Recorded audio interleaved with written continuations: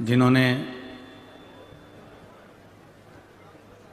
भादो के महीने में ये पुनीत पावन शिव महापुराण की कथा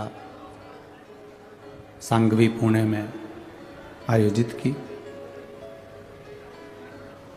कथा मंडप में विराजमान सभी संत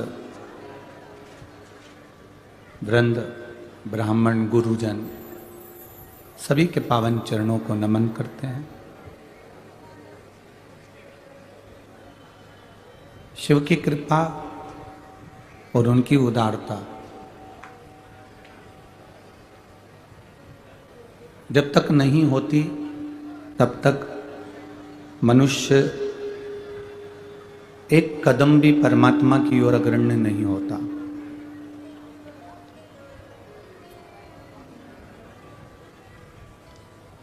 पुणे वालों ने कोई भाग्य प्रबल हुए होंगे, कोई किस्मत प्रबल हुई होगी, तो ये पावन कथा पुणे में महाराष्ट्र की इस पावन धरा पर शिवाजी महाराज की इस पुनित पवित्र जन्मभूमि पर यह पावन कथा मिली है।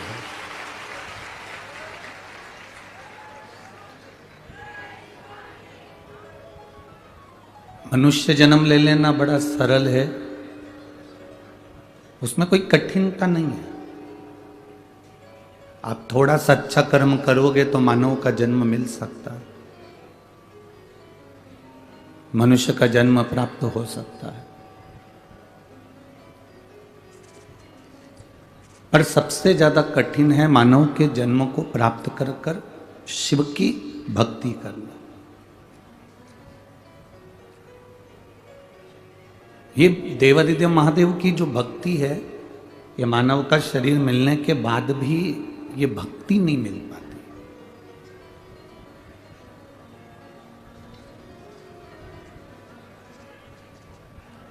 लाखों की संख्या में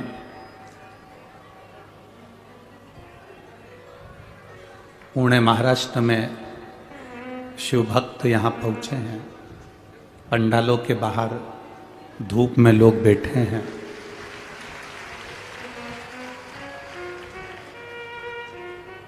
ये आपकी अविरल भक्ति है। हम जब यहां आ रहे थे तो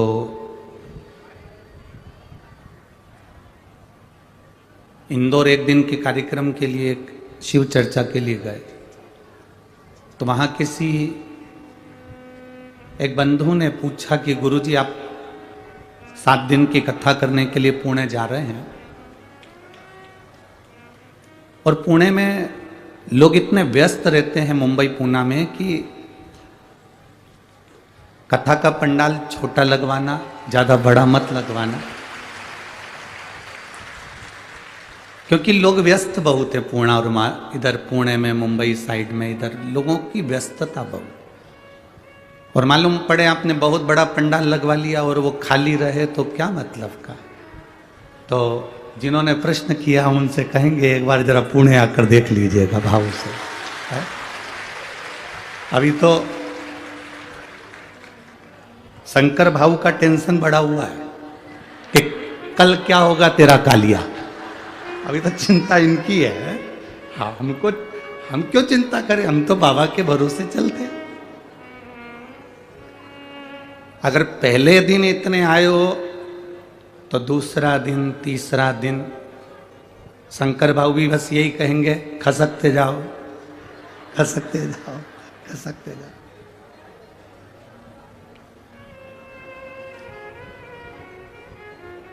ये तो शिव भक्ति है। और बड़ी आस लेकर आप लोग यहां पहुंचे हो, बड़े विश्वास के साथ पहुंचे हो। ये झोली 7 दिन में मेरा देवादिदेव महादेव कितनी भरकर भेजेगा, ये उसके ऊपर निर्भर करता।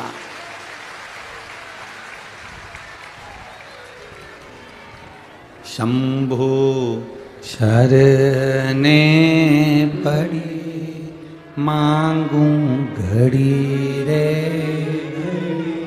दुख काटो दया करीने दर्शन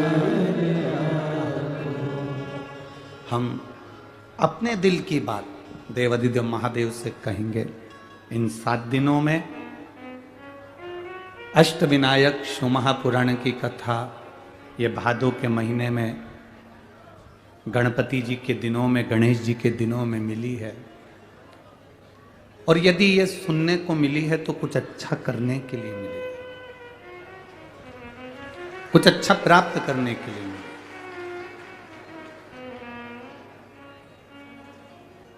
और तेरी कृपा बिना ना हिले एक भी अणु, लेते हैं श्वास तेरी कृपा से तनु तनु। बखान क्या करूं मैं राखों के ढेर का, चपटी भभूत में खजाना गंगधार मुक्ति द्वार ओमकार तू, भोले ओमकार तू। आयो शरण तिया शंभु तार तार। ये 7 दिवसीय शिव महापुराण की कथा हमारे देवादिदेव महादेव और हमारे बीच एक संबंध को स्थापित करेगी।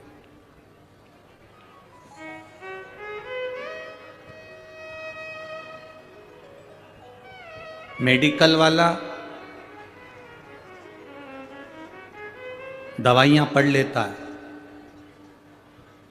डॉक्टर ने क्या लिखा है, बोलो सही है कि गलत है?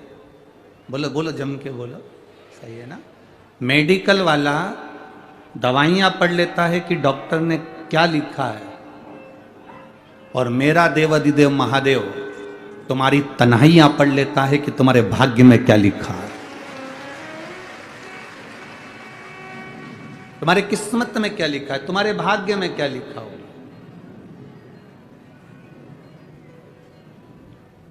लिखने वाले ने लिख दिया पर उसको पढ़ा मेरे महादेव ने। और आपको पहले भी कथा में कहा, आज फिर कहते हैं, ये कोई साधारण से 24,000 श्लोक की ये शिव महापुराण की कथा कोई साधारण नहीं है। इसको समझने वाला ही समझ सकता।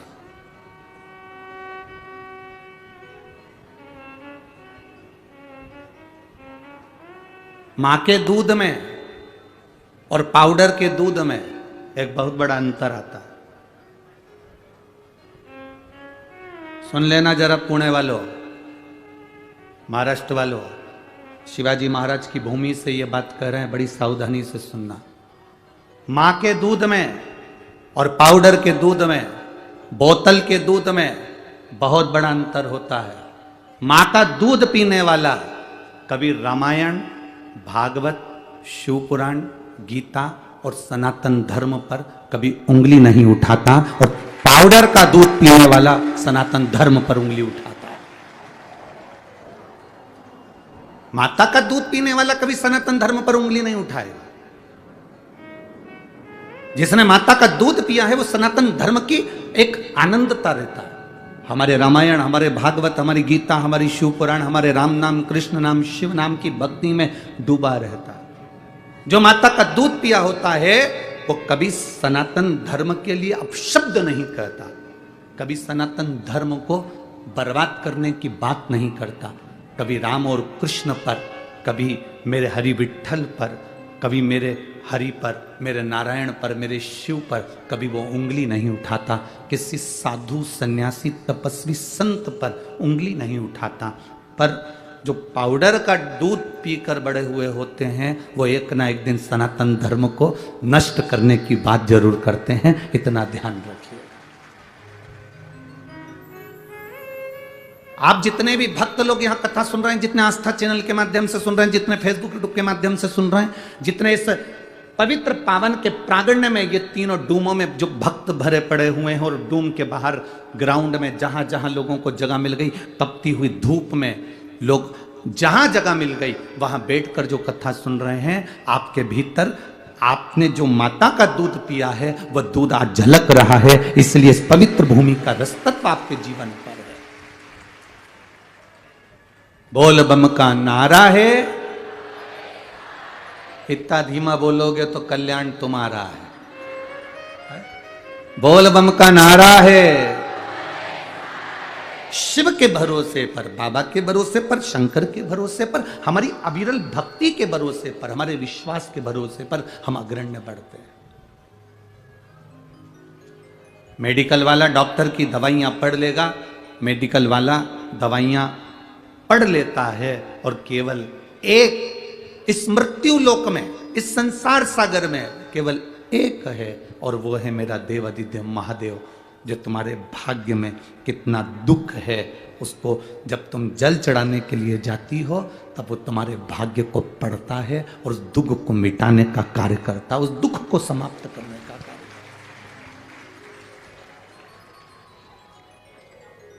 भूलवश भी अगर हम शिव जी के दरवाजे के सामने से निकल जाते हैं, भूलवश भी अगर हम देवादिदेव महादेव के चरणों की ओर चले जाते हैं,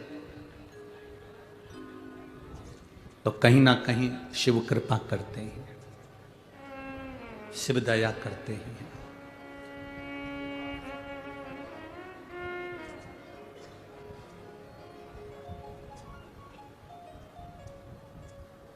और शिव की कृपा साधारणता में होती ही नहीं।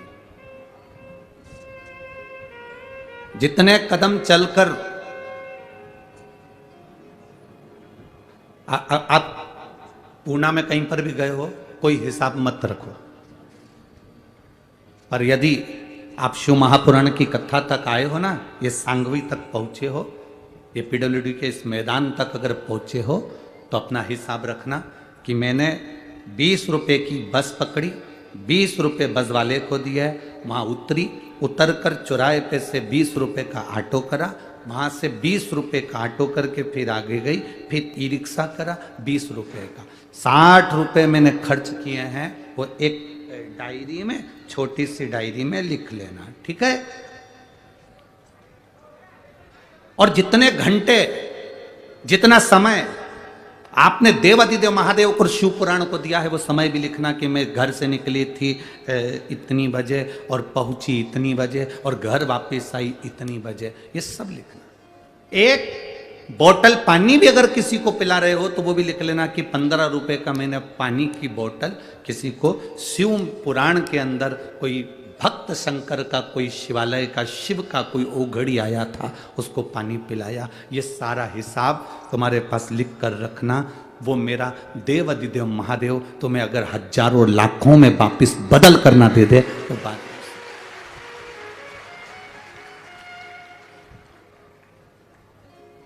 शिव जी कभी नहीं कहते कि मेरे मंदिर में आना तो तुम प्रसाद लेकर आना।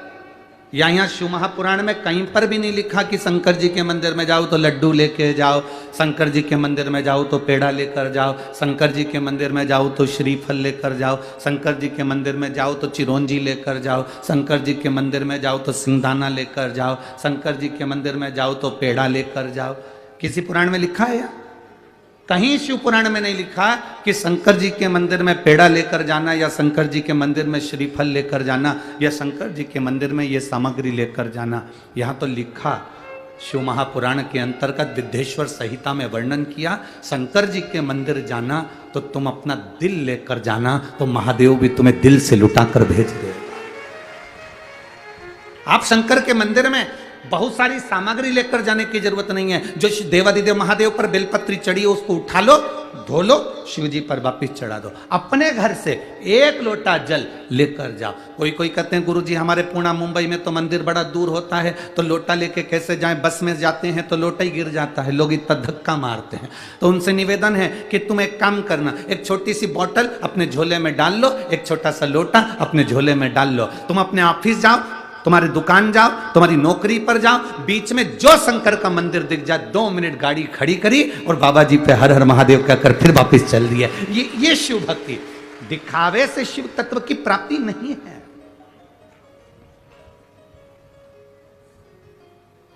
बहुत सारा त्रिपुंड लगा लोगे या बहुत सारी माला पहन लोगे तो उससे भगवान प्राप्त नहीं होगा। भगवान को पाने के लिए निर्मल मन सो मोहि पावा, मोहि छल छिद्र कपट ना भावा।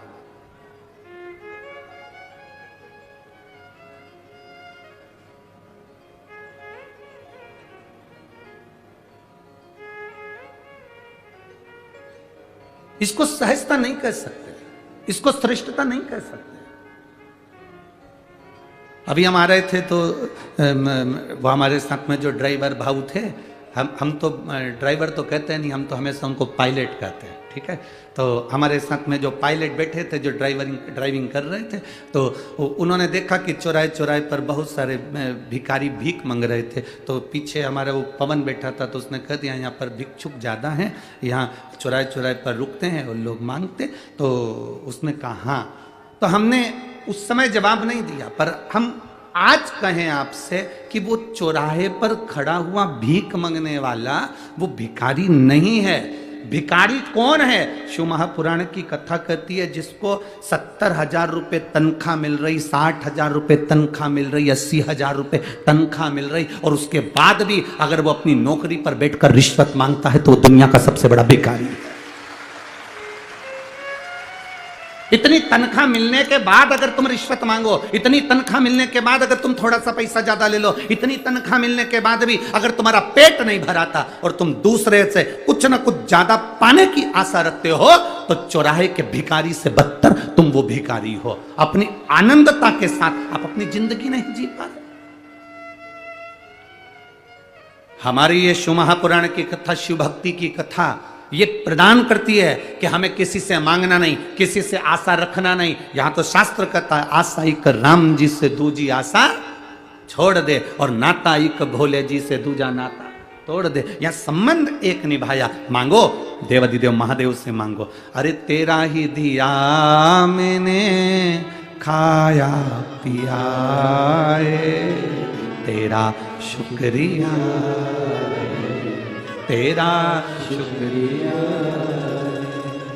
मुझे भोले बाबा बहुत दे दिया, तेरा शुक्रिया, तेरा शुक्रिया।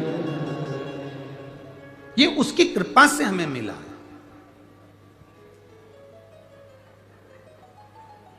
ये उसकी दया से हमें मिला, और उसकी कृपा बिना संसार में कुछ भी नहीं है।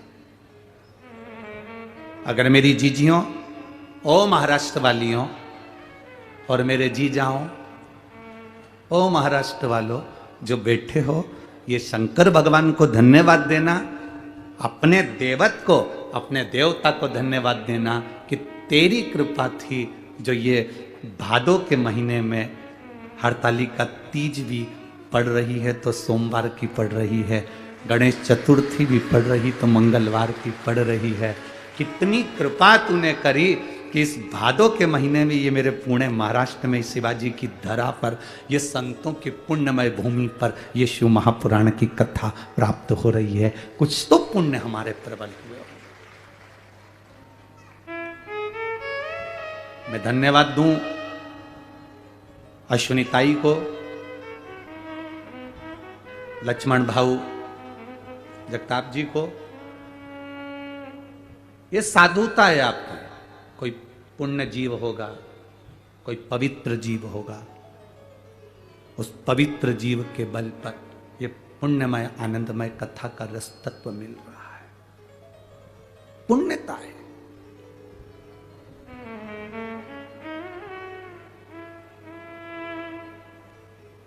ये उसकी कृपा बिना नहीं मिल सकती। शिव महापुराण का अगर एक अंश भी हमें प्राप्त हो रहा है, एक मिनट की कथा भी हमको मिल रही है, एक क्षण की कथा भी हमको मिल रही है, तो हमारे को समझ लेना कि हमारी कोई पुण्यता।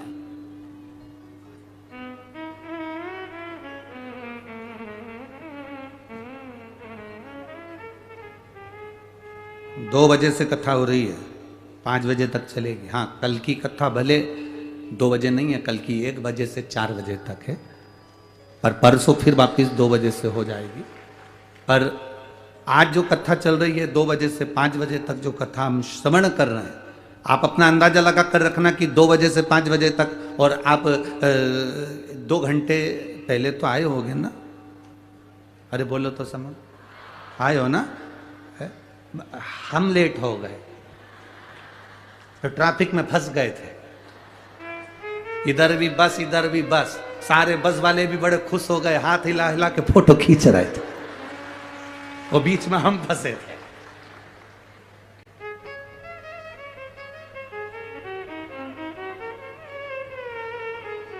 अब वो पायलट सायरन भी बजाए, पाँव पाँव पाँव करे भी सरी, इतने में वो सायरन बजाए तो 2-3 बस वाले और उतर के बाजू में आके खड़े हो गए और बस में से इशारा कर रहे हैं। अब हम समझे कि अगरबत्ती लगाने का बोल रहा है, तो पायलट बोला अगरबत्ती नहीं गुरुजी, कांच नीचे कर।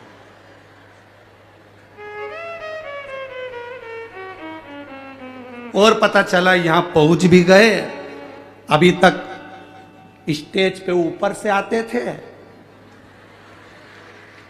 आज नीचे से आ गए।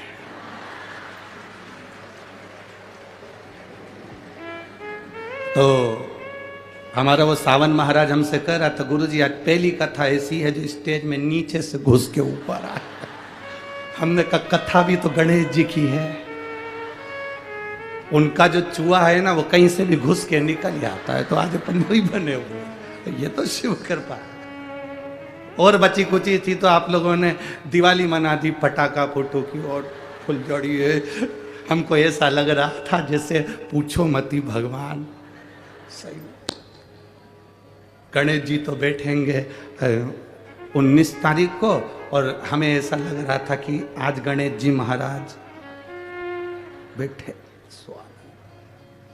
पर कुछ भी कहो,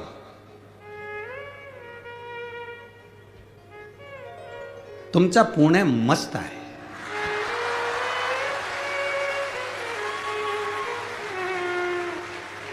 ये शिव भक्ति है, अवघड़ है, और होना भी चाहिए महाराज। हम तो बाबा के भरोसे चलते हैं, हम तो बाबा के भरोसे चलते हैं। ये दुनिया वाले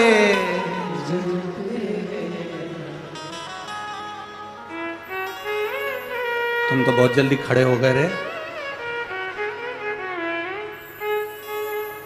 हम तो बाबा के भरोसे चलते हैं, हम तो बाबा के भरोसे चलते हैं, हम तो बाबा के भरोसे चलते हैं, हम तो बाबा के भरोसे चलते हैं। ये दुनिया वाले जलते हैं, ये दुनिया वाले जलते हैं, ये दुनिया वाले जलते हैं, ये दुनिया वाले जलते हैं। हम तो बाबा के भरोसे चलते हैं, भोले बाबा के भरोसे चलते हैं, शंभू बाबा के भरोसे चलते हैं, शंभू बाबा के भरोसे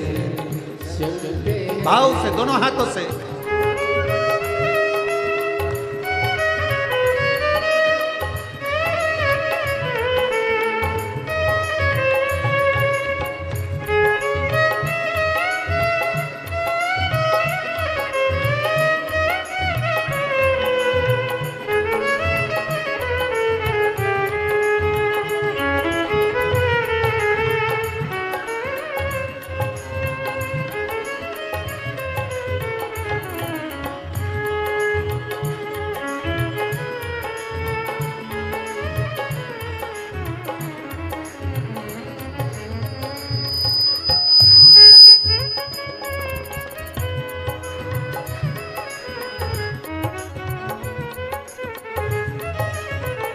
शंभू।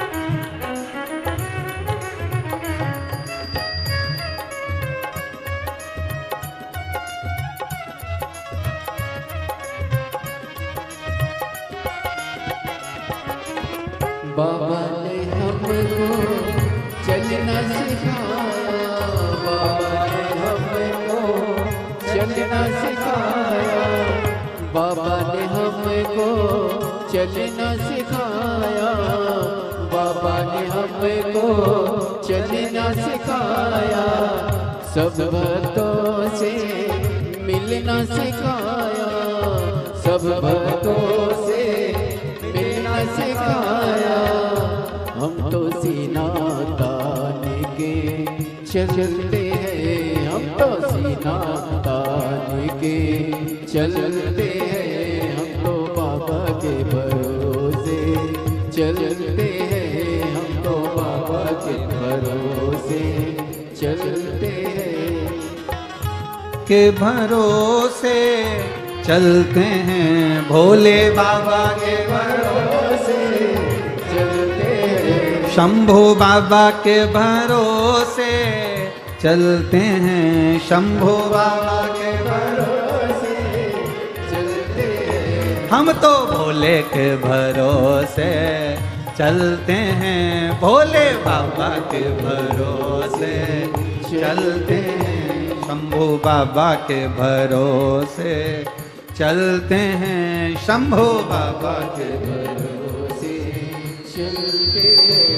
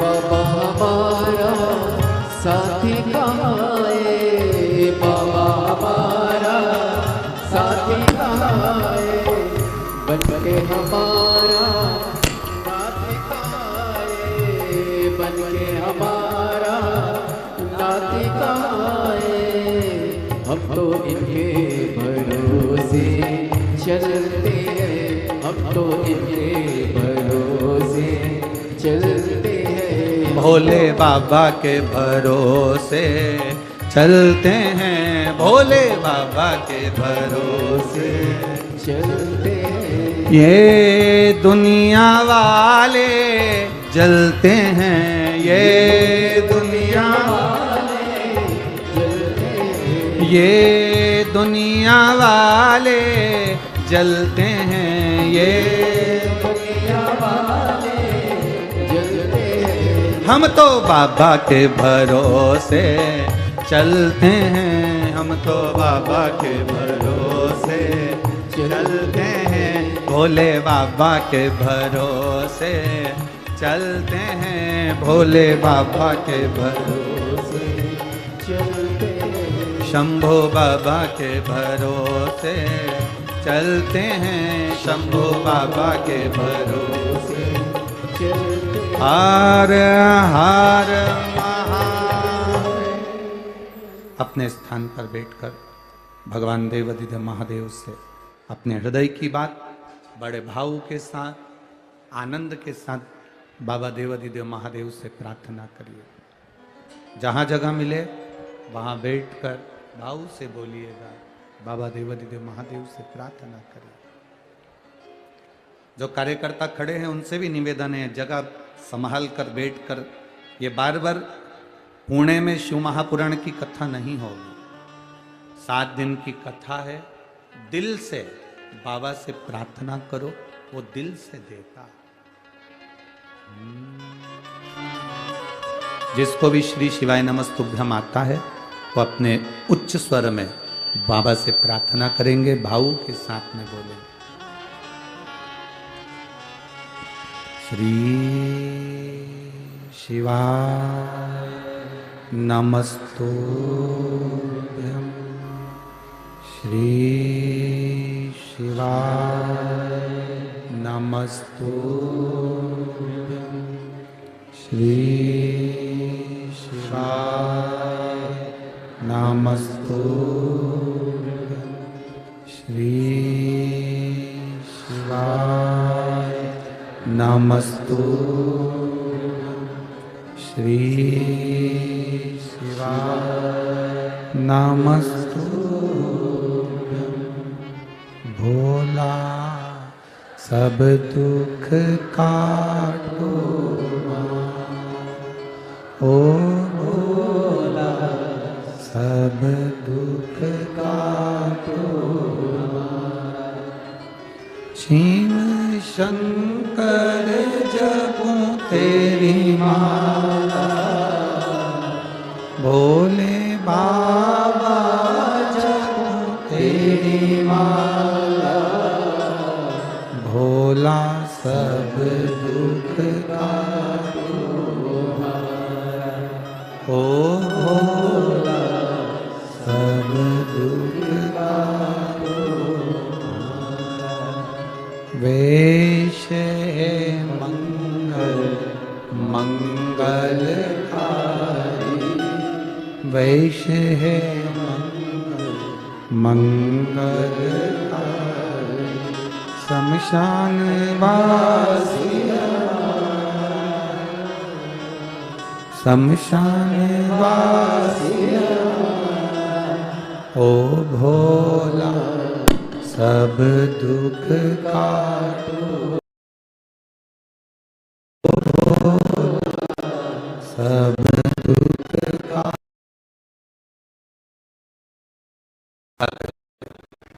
भगवान देवाधिदेव महादेव का सम्मान। देवराज नाम का ब्राह्मण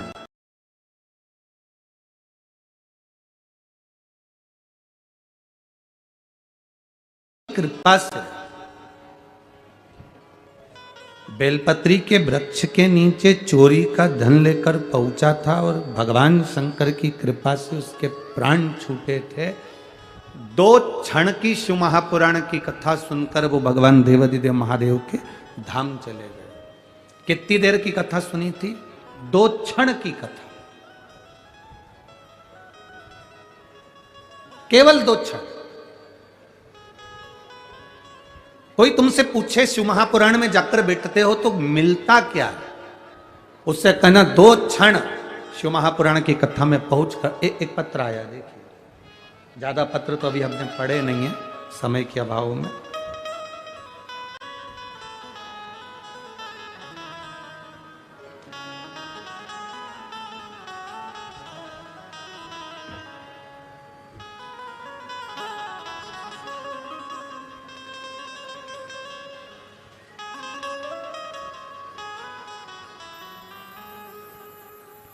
मेरी बेटी गीतांजलि बोर से 23 साल की है। कहीं बैठे आप ही हैं? दोनों हाथ हिला दो एक बार। पुष्पा बोर से नासिक उत्तम नगर सिडको, मोबाइल नंबर ये। हम लोग नासिक उत्तम नगर सिडको से आए। गुरुदेव पहले तो ये बताओ बेटी ठीक है? अब बस बाबा की कृपा। बाबा की कथा का हम क्या वर्णन करें। मेरी बेटी गीतांजलि बोर से 23 साल की है। वह हॉस्पिटल में जॉब करती है, पर 22 जुलाई 2023 को उसकी तबीयत अचानक खराब हुई। जो लोग पत्र पढ़ सकते हैं, टीवी पर, एलईडी पर, आस्था चैनल पर पत्र भी हमारे जो लिखे हैं इन्होंने वो चलते हैं, आप पढ़ सकते हैं। वह हॉस्पिटल में जॉब करती है। 22 जुलाई 2023 को उसकी तबीयत अचानक खराब हुई।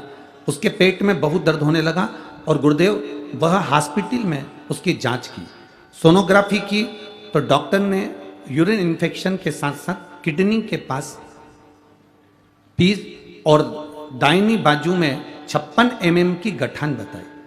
उसके दर्द चालू हुआ, 15 दिन की दवाई दी पर दर्द कम नहीं हुआ। गठान की जांच करने के लिए आगे बढ़ाई तो गठान और ज़्यादा तकलीफ देने लगी। किडनी का ऑपरेशन का डॉक्टर ने कह दिया, गठान का ऑपरेशन का कह दिया। डॉक्टर से हमने 15 दिन का टाइम मांगा गुरुदेव।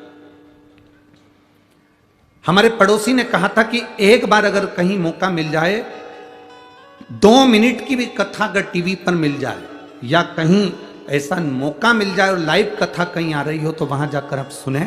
हमने केवल टीवी के सामने आसन बिछाकर 2 मिनट की कथा सुन पाए, क्योंकि चिंता बहुत थी गुरुदेव। आपने उस समय पर रुद्राक्ष का वर्णन किया तो 12 अगस्त 2023 को हम सीहोर गए। सीहोर जाकर हमने रुद्राक्ष मांगा और बाबा से प्रार्थना कर कर हम निवेदन कर कर आ गए, बाबा जहां कथा होगी वहां 7 दिन की 5 दिन की पूरी कथा सुनेंगे। बस मेरी बेटी के जो ऑपरेशन बोला गया है गठान का और किडनी का, किडनी उसकी अच्छी हो जाए और गठान उसकी गल जाए, ऐसी कृपा करना। गुरुदेव डॉक्टर तो बता रहे थे बड़ी बीमारी है, जांचें बहुत सारी हुई और बाबा की कृपा का हम क्या वर्णन करें। हम सीहोर से आकर रुद्राक्ष को पानी में गलाते, शिव जी को चढ़ाते, बेटी को पीने के लिए देते। बाबा की कृपा से दूसरी बार बेटी की जांच कराने के लिए गए, डॉक्टर ने कहा इसकी गठान गल चुकी है और बेटी की किडनी भी काम करना प्रारंभ कर दी है। इसलिए हम बाबा के चरणों में इस शिव महापुराण की कथा को श्रवण करने के लिए आए। शिव तत्व है। बैठिए बाबू, एक बार दोनों हाथ हिला दो, हर हर महादेव। बैठिए। 2 क्षण की भी कथा यदि जिंदगी में मिल रही है तो उसका फल क्या। एक पत्र हो रहा है, देखिए थानेदार का फोटो भी लगा हुआ है, ठीक है। एक पत्र हो रहा है और राखी भी भेजी है दीदी आपने, आपकी राखी को लड्डू को स्वीकार है बाबा के चरणों में।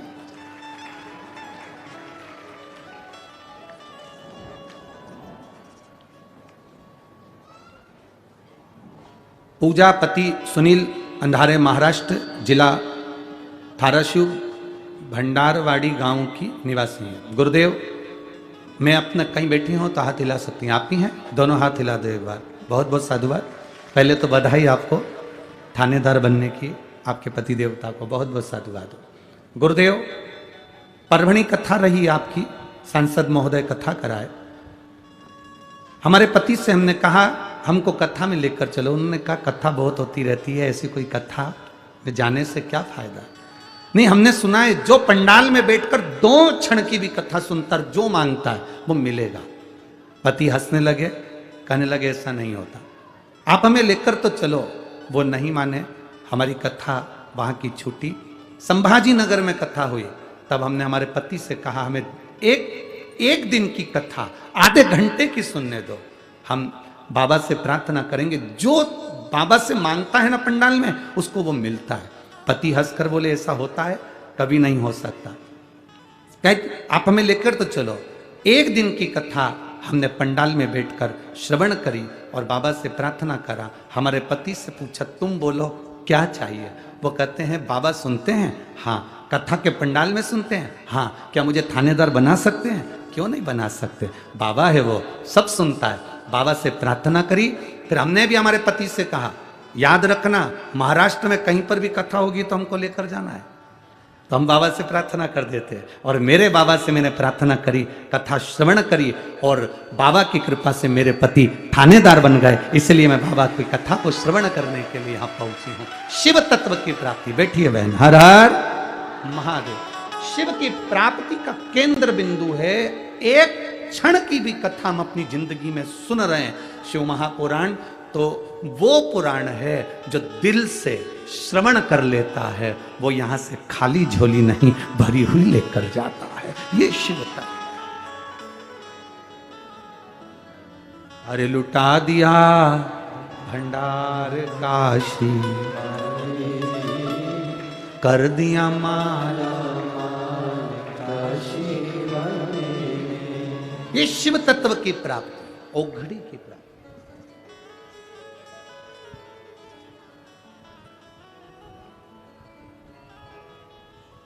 एक बहन ने तो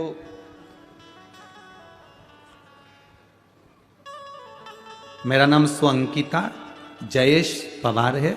मेरे पति नौकरी की वजह से दुबई में रहते हैं और हमारी शादी को कई वर्ष हो गए। गुरुदेव, संतान का सुख नहीं था, दिखाया डॉक्टरों को भी, पर संतान का सुख नहीं हुआ। कहीं बैठी हैं जिन्होंने पत्र लिखा है, स्वअंकिता जयेश पवार, कहीं बैठी हो तो हाथ हिला सकती। अंकिता जयेश पवार, कहीं बैठी हो तो हाथ हिला सकती, जहां कहीं भी बैठी हो। कई साल हो गए थे, संतान का सुख नहीं था। गुरुजी, एक तो पति विश्वास नहीं करते, हमने विश्वास करा, हमारे पति से कहा बाबा पर भरोसा रखो। रजस्वला धर्म के 7वें दिन सफेद आंकड़े की जड़ का प्रयोग सियोर वाला महाराज बताता है, अपन करते हैं। पति को लेकर हम वो आंकड़े की जड़ का प्रयोग किया। गुरुदेव, इससे पहले हमने मुंबई, पूना, ना जाने कहां कहां खूब इलाज करवाया, पर औलाद नहीं हुई। बाबा की कृपा का हम क्या गुणगान करें। शिव जी की कृपा से जब सफेद आंकड़े की जड़ का प्रयोग करा, तब बाबा की कृपा से 3 जुलाई 2023 को पूर्णिमा, गुरु पूर्णिमा के दिन बाबा की कृपा से पुत्र रत्न की प्राप्ति हुई है। और बाबा का हम क्या वर्णन करें। हमने बाबा का नाम कृषि, उस बेटे का नाम रखा है। गुरुदेव, हमारे बेटे के मस्तक पर हम इतनी कथा सुने हैं कि बेटे के मस्तक पर तिलक में आपकी छवि मेरे बेटे के तिलक के अंदर उभर कर आ जाती है। जब भी उसको तिलक लगाया जाता, हम फोटो में भेज भी रहे हैं, ये फोटो में तिलक की छवि लगाई गई है, आप उसको टीवी चैनल के माध्यम से देख सकते हैं। शिव तत्व की प्राप्ति, ओघड़ी शंकर त्रिकालदर्शी कैलाशी है। शिव तत्व, आपकी भक्ति है उसमें, विश्वास, दृढ़ता, तुम्हारा भरोसा है उसमें। और यहां जितने बैठे हो, चाहे पंडाल हो चाहे पंडाल के बाहर, तुम्हें जहां जगह मिल जाए वहां बैठ जाओ और बैठकर बाबा से अपने हृदय से, अपने दिल से इस 7 दिन की कथा, घर के लोग कहें पानी गिर रहा है, घर के लोग कहें त्योहार आ रहा है, घर के लोग कहें ये त्योहार है, कह देना मेरा बाबा मेरे गांव में आया है। इससे बड़ा त्योहार दुनिया का कोई त्योहार नहीं हो सकता। इससे बड़ा त्योहार क्या।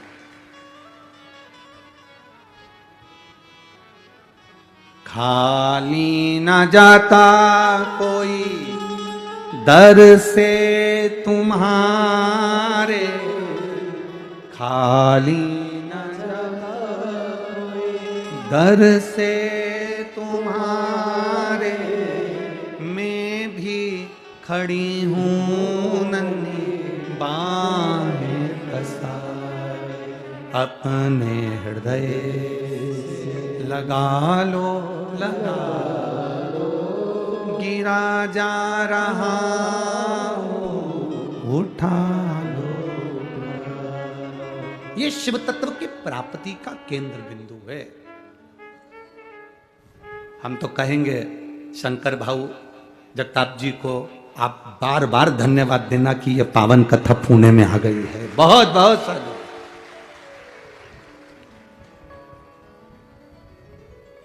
ये कृपा है शिव की, उसकी उदारता। भक्ति बिना नहीं, विश्वास बिना नहीं। समय आया, देवराज बेलपत्री के वृक्ष के नीचे प्राणों को त्यागा तो शिव तत्व को प्राप्त हो।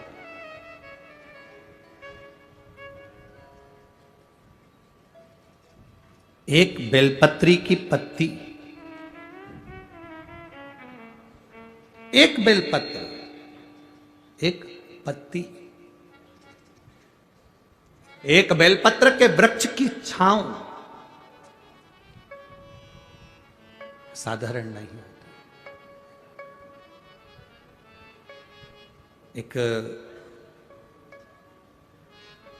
जीव, जो मनुष्य की जो देह है ना, इससे 4 स्थान पर रोज पाप होता है।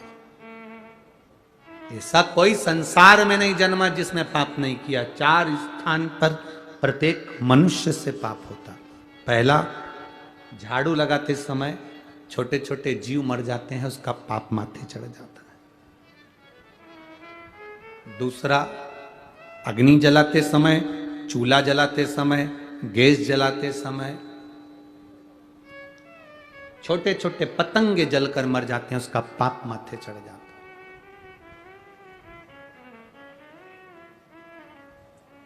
स्त्री,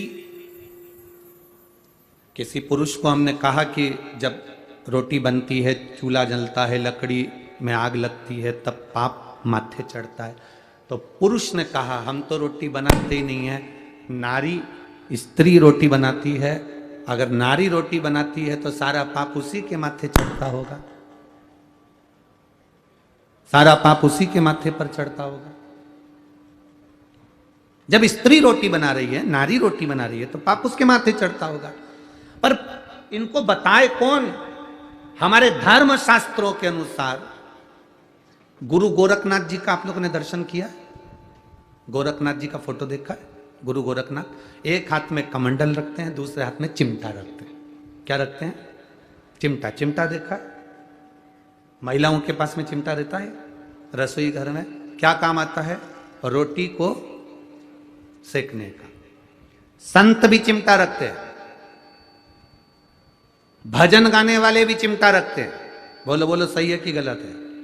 संत भी चिमटा रख रहे हैं, भजन गाने वाले भी चिमटा रख रहे हैं, और घर की नारी भी चिमटा रखती है। कभी स्त्री से पूछना कि तुम ये चिमटा क्यों रखती हो, और वो भी गैस के पास, चूल्हे के पास, किस लिए रखती है?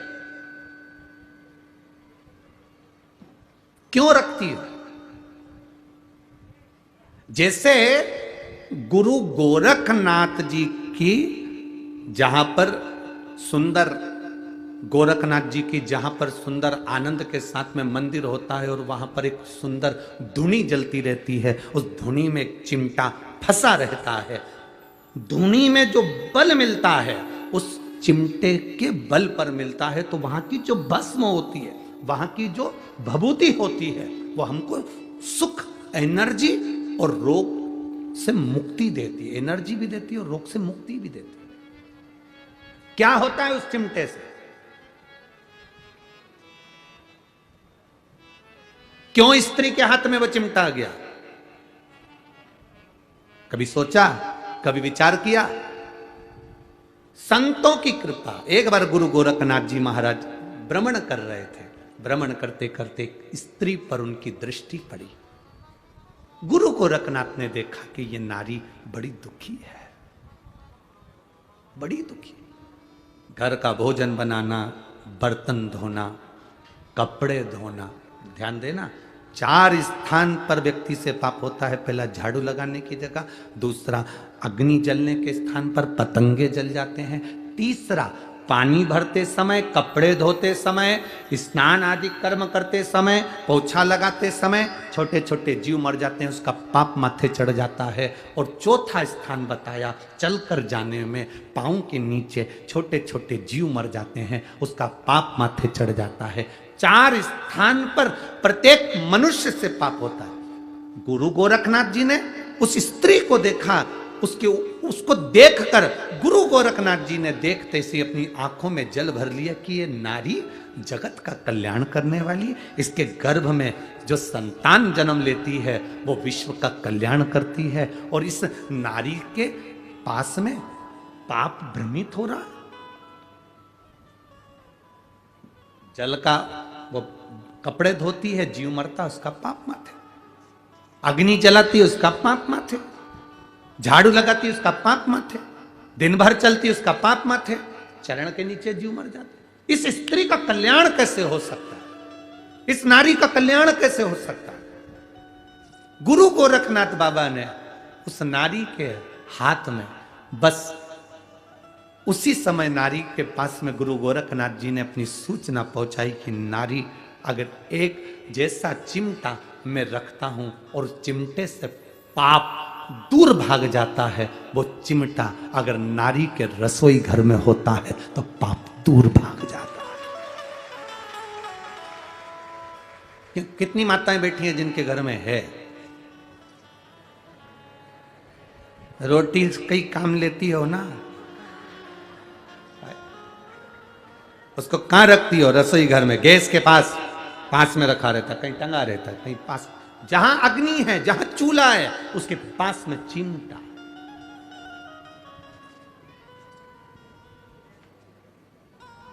कहने वाले कह देते हैं नारी को अपवित्र माना गया, कहने वाले कह देते हैं नारी के ऊपर पाप की गठरिया। ना ना, मेरे गुरु गोरखनाथ जी ने स्त्री को भी पवित्र कर दिया और उसके पाप की गठरिया को आधा कर दिया।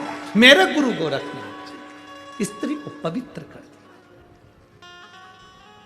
शिव के अवतार हैं गुरु गोरखनाथ, भगवान शंकर के अवतार।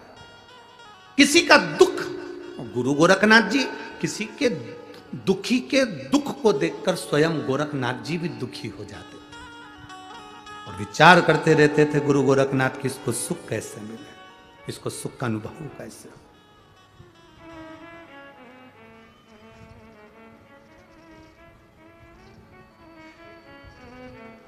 तो जिन पुरुष कहे कि कोई पुरुष कहे कि स्त्री रोटी बनाती है पाप उसके माथे चढ़ेगा, झाड़ू स्त्री लगाती है पाप उसके माथे चढ़ेगा, कपड़े स्त्री धोती है पाप उसके माथे चढ़ेगा, तो ये अंदाजे में मत रहना, चिमटा है,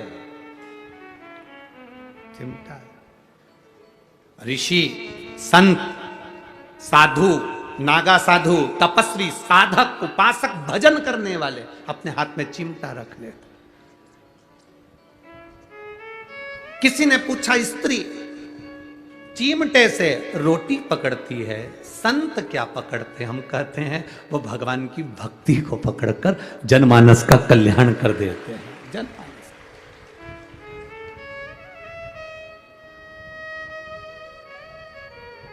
आप लोग देवादिदेव महादेव भगवान शंकर का कहीं कोई ऐसा फोटो भी देखना जहां शंकर जी समाधि में लीन है और शिव जी के पास में चिमटा रखा है, देखा है कभी? दर्शन करें, ऐसे फोटो के दर्शन कभी करे हो आपने? शिव जी समाधि में लीन, त्रिपुंडधारी त्रिशूलधारी समाधि में लीन है और उनके पास में चिमटा गड़ा हुआ।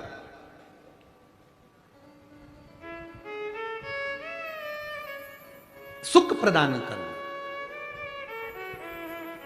देवराज, तो यहां वर्णन चल रहा था कितना भी पाप मस्तक पर हो, एक बेलपत्र जब हम देव अधिदेव महादेव को समर्पित कर देते हैं, शिव जी को जल चढ़ाते हैं, जल जब शंकर भगवान पर चढ़ता है, बेलपत्र छुआ हुआ वो जल, शंकर भगवान पर चढ़ा हुआ जल, वो जब थोड़ा सा लेकर अपने ऊपर थोड़ा सा छींट लेते हैं या आचमन करते हैं, वो जल बेलपत्री के स्पर्श का होता है।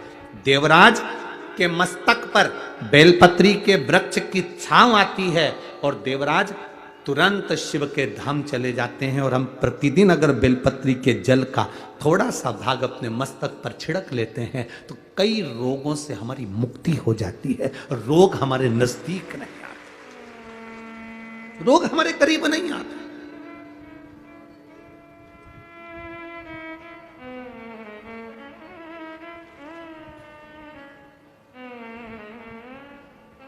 अष्टविनायक में एक विनायक, सबसे प्रबल विनायक, अष्टविनायक में सबसे प्रबल,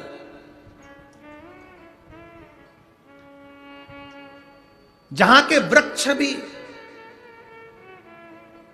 मोर का रूप लेकर आवाज लगाते हैं शिव जी को,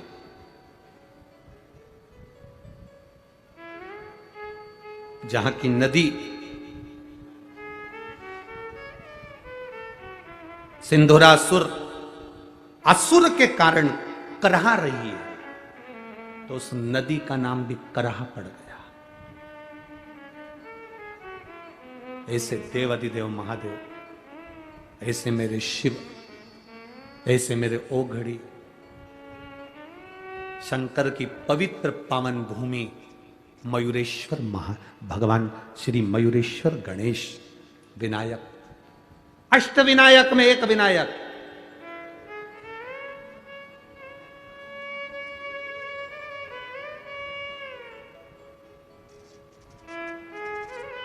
हजारों बेलपत्री के वृक्ष थे,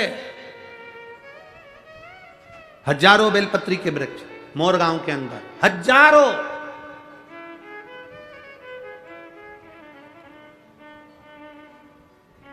और शिव जी की अति प्रिय भूमि थी मोरगांव। अति प्रिय भूमि पूर्णा के इस पवित्र आनंद में, पूर्णा के इस जिले के अंदर, पुणे के अंतर्गत ये मयूरेश्वर सुंदर गणेश जी के अष्ट विनायक में एक विनायक है। शायद हमारे हिसाब से तो अष्ट विनायक की पहली यात्रा यहीं से प्रारंभ होती होगी, जहां तक अगर विचार हो तो मयूरेश्वर से ही प्रारंभ होती है। अष्ट विनायक की पहली दर्शन यात्रा अगर कोई निकलती होगी तो मयूरेश्वर से निकलती होगी। पहली मयूरेश्वर आता होगा, फिर उसके बाद दूसरे दूसरे गणेश। क्यों? हजारों बेलपत्री के वृक्ष, शिव जी की परमप्रिय भूमि। आज देवादिदेव महादेव ने माता पार्वती जी को साथ लिया। जिस समय पर देवराज के प्राण छूट गए, शंकर भगवान ने देवराज को नंदी पर बिठाया। नंदी पर बिठाकर भगवान शंकर देवराज को लेकर कैलाश धाम चले गए, तो पार्वती जी ने भगवान शिव जी से प्रश्न किया। भगवान शंकर से प्रश्न कर रही मां पार्वती, मां जगत जननी, मां जगदंबा, बाबा ये देवराज तो महापापी था, इसने तो धन चुराया लोगों का, वैभव चुराया लोगों का। हम आपसे एक निवेदन करेंगे, आप जब भी कथा सुनने के लिए किसी पंडाल में जाओ, चाहे सियोर वाले महाराज के यहाँ कथा में आओ, चाहे किसी महाराज के यहाँ जाओ, चाहे भागवत सुनने जाओ, चाहे रामायण सुनने जाओ, चाहे शिव महापुराण की कथा सुनने के लिए जाओ, हम दूसरी पुराण से हम ये नहीं कहेंगे कि भागवत में या रामायण में तुम जेवर पहनकर जाओ कि ना जाओ, पर शिव महापुराण में कभी भी कथा सुनने आना तो सोने का कोई जेवर, कोई सोने का मंगलसूत्र हो, सोने की चेन हो, सोने का हार हो, या वीआईपी कोई चीज हो, तो वो कथा के, ये अग्नि का ध्यान रखिएगा, थोड़ा सा दिया ऐसा सरका, नीचे से पकड़ के सरका, बस ठीक है, ठीक है। शिव महापुराण की कथा में कभी भी जाना, सोने का ज्यादा आभूषण नहीं, कुछ नहीं सोने, मेरे ओघड़ी जैसे जाओ। हम शंकर जी को दिखाने जा रहे हैं कि शंकर जी से मांगने जा रहे हैं? हम शिव जी से कहने जा रहे हैं कि तेरा नाम कुबेरेश्वर महादेव है, तेरा नाम कुबेरेश्वर महादेव है, तो कुबेर का भंडार भरने वाला है, तो साधारण नहीं है। हम तेरे चरणों में आए हैं और जो देगा तू देगा। यहां आने से पहले आप जी सोने की चेन, मैन, मंगलसूत्र, जो भी सोने का सामान है आपके पास में, जो आर्टिफिशियल है वो पहन, पर यहां सोने का आभूषण नहीं, उसके द्वार पर आ रहे हैं। कारण तुम्हारा कोई सामान चले गया तो तुम्हारा दिल दुखेगा, और तुम्हारा दिल नहीं दुखेगा, सबसे ज्यादा दिल मेरे महादेव का दुखेगा कि इसकी कोई वस्तु यहां आई थी और चली गई। दिल महादेव का। और एक बात आप लोगों से कहना चाहेंगे, चोटों की तो आदत रहती है, वो आते हैं, जैसे कथा सुनने धर्मात्मा आते हैं, पुण्यात्मा आते हैं, संस्कारवान लोग आते हैं, बड़े पुण्य वाले लोग आते हैं, तो कथा सुनने चोटे भी आते हैं। ऐसा नहीं है कि नहीं। पर एक बात बताओ, चोटों ने ना जाने कितनी कथाओं में कितनी चेन काटी होगी। एक चेन अगर काटी होगी तो लाख रुपए की होगी। बोलो तो सही है कि गलत है? जम के तो बोलो जरा, सही है ना? 1,50,000 रुपए की एक चेन काटी होगी। एक कथा में ना जाने कितनी चेन काटी होगी। अभी तक तो चोर भी करोड़पति बन गया होता, पर आज तक चोटा ही रिया। आज तक चोटे से प्रमोशन नहीं कर पाया, और जिनकी चली भी गई, देवादिदेव महादेव ने उसको और 2 तोला बढ़ाकर उसके गले में डलवा दी। ये बात चली भी गई तो उसने दे, पर चोटे का प्रमोशन नहीं हुआ। तो मेरा निवेदन है चोटों से कि तुम्हारा प्रमोशन आज तक नहीं हुआ और ना होगा। अगर किसी का दिल दुखाओगे तो जिंदगी में कभी सुखी नहीं रह पाओगे, ये निश्चित रखिए। आप सुखी रहे। हम शिव महापुराण की कथा कहती है, अड़भंग शिव है, अड़भंग। शंकर की भक्ति में जब जाना, शंकर की भक्ति में जब पहुंचना, तब अपने हृदय से पहुंचना, दिखावे से नहीं। शंकर को छल की जरूरत नहीं है, शंकर को छल नहीं चाहिए, शंकर को एक लोटा जल चाहिए। छल से कभी शिव प्रसन्न नहीं हुआ, शंकर कभी प्रसन्न नहीं हो सकता तुम्हारे छल से।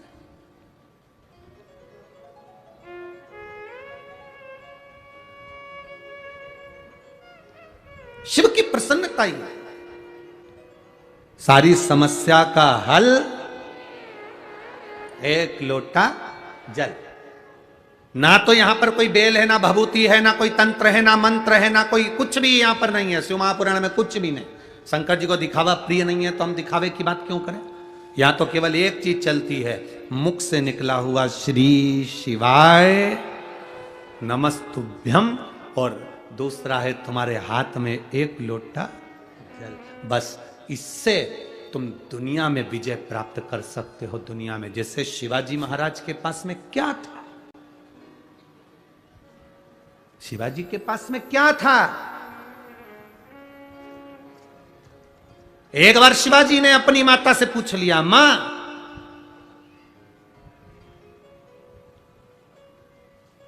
अगर दुश्मन प्रबल भी है, बहुत प्रबल दुश्मन है, और उस दुश्मन को भी आधा करना हो। मैंने कथाओं में सुना है मां, जब बाली के सामने कोई जाता था तो उसका बल आधा बाली में चला जाता था, बाली आधे बल को खींच लेता था।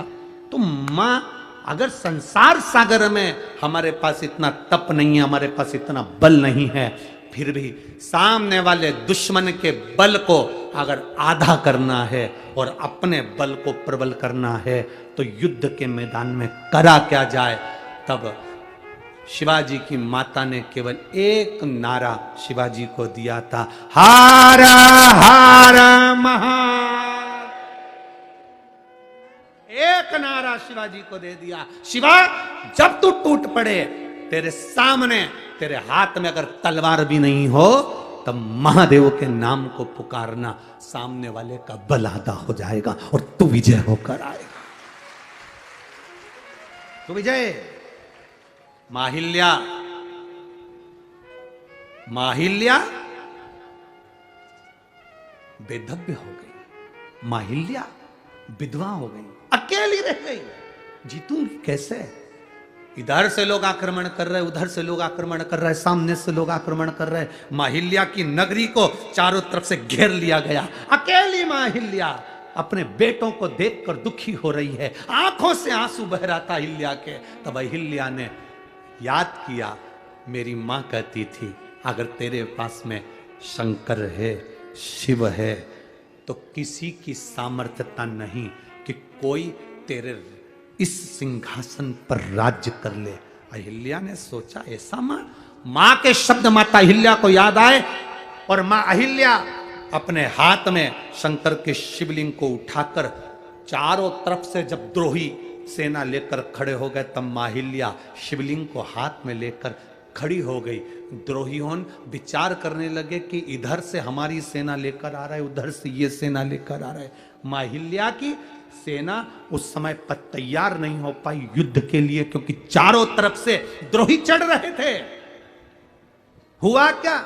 मां अहिल्या ने अपनी माता के शब्द याद करे कि एक शंकर का शिवलिंग अगर तुम्हारे पास में है तो वो द्रोहियों के लिए हथगोले और बम के बराबर है। और मां अहिल्या ने वो शिवलिंग अपने पास रखा। इधर से जो सेना आई वो इधर की सेना से भिड़ ली, पीछे की सेना आगे की सेना से भिड़ ली, और सिंहासन मां अहिल्या का फिर बच गया, केवल एक देवादिदेव महादेव के लिए, केवल एक शिव तत्व के लिए, एक शंकर का शिवलिंग। आप लोगों ने माता अहिल्या की मूर्ति का दर्शन किया है कभी? माता अहिल्या के फोटो का दर्शन किया है कभी? माता अहिल्या की मूर्ति ऐसी कभी नहीं बनी जिस मूर्ति में माता अहिल्या के हाथ में शिव जी नहीं। माता अहिल्या का ऐसा कोई फोटो नहीं मिलेगा जिसमें माता अहिल्या के हाथ में शंकर का शिवलिंग नहीं। क्यों? क्योंकि माता अहिल्या कहती हैं ये शिव तत्व मेरे भीतर है, इसलिए आज मैं राजमाता बनकर बैठ सकी। एक विधवा, एक बेधव्य जिसका पति चले गया हो, वो नारी अपने आप को अकेला समझती है। अब होगा क्या? कौन देखेगा? कौन संभालेगा? क्या होगा? उस नारी को चाहिए तुम अकेले नहीं हो, बोल बम का नारा है और बाबा एक शिव तत्व तुम्हारे भीतर है, शंकर तुम्हारे अंदर है। उस शिव तत्व को तुम्हें प्रकट करना है, उस शिव तत्व को तुम्हें प्रसन्न करना है।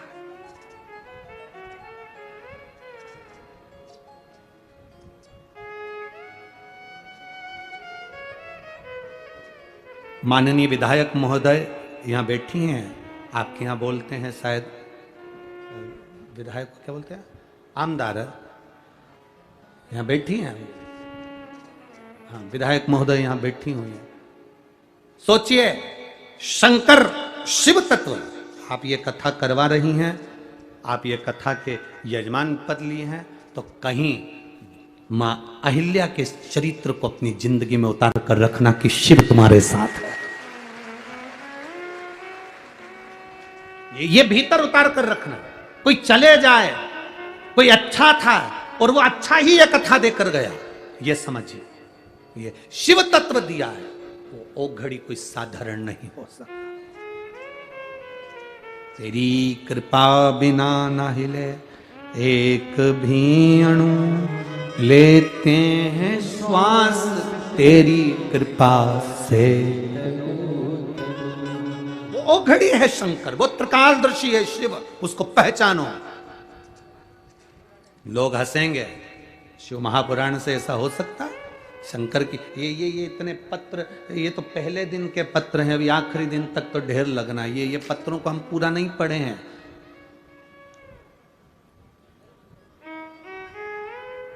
इन पत्रों को पूरा नहीं पढ़ा, जब हाथ में आएंगे पढ़ेंगे, उसका स्मरण करें। इनमें लिखा, उसने अपने हृदय की बातों को लिखा है। लोगों ने क्या दिया देवाधिदेव महादेव, और आज आप लोग इस कथा को पुणे की इस पावन धरा पर बैठकर श्रवण कर रहे हो ना, सांगवी में। अगली कथा अगर महाराष्ट्र में कहीं पर भी होगी ना, एक पत्र तुम्हारा भी वहां पर लिखा हुआ आएगा कि मेरे को बाबा ने ये दिया, ये कृपा मेरे बाबा ने करी है। ये नासिक से आई बहन लिख रही है, केवल 15 दिन मांगे थे डॉक्टर से, केवल 15 दिन।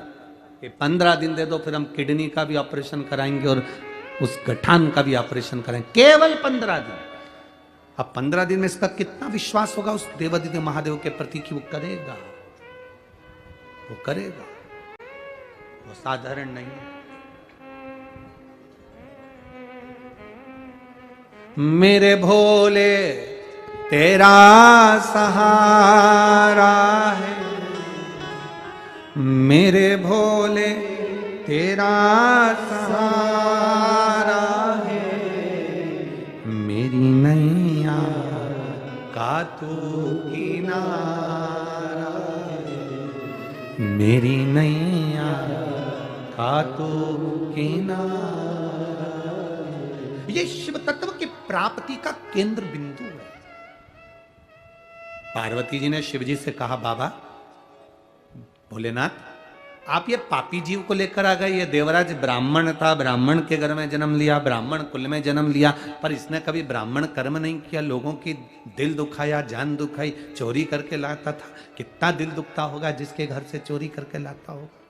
कैसे कैसे व्यक्ति जोड़ जोड़ के 1-1 रुपया इकट्ठा करे और चोर लेकर चले जाए, तो उसका दिल कितना दुखता हो, हृदय कितना दुखता हो।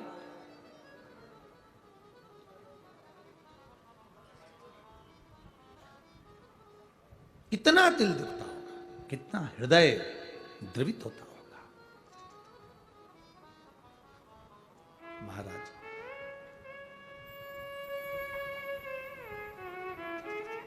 कभी हमारा दिल दुखता है एक घोड़े को देखकर, उस पे लोग बैठकर जा रहे हैं, एक बैल,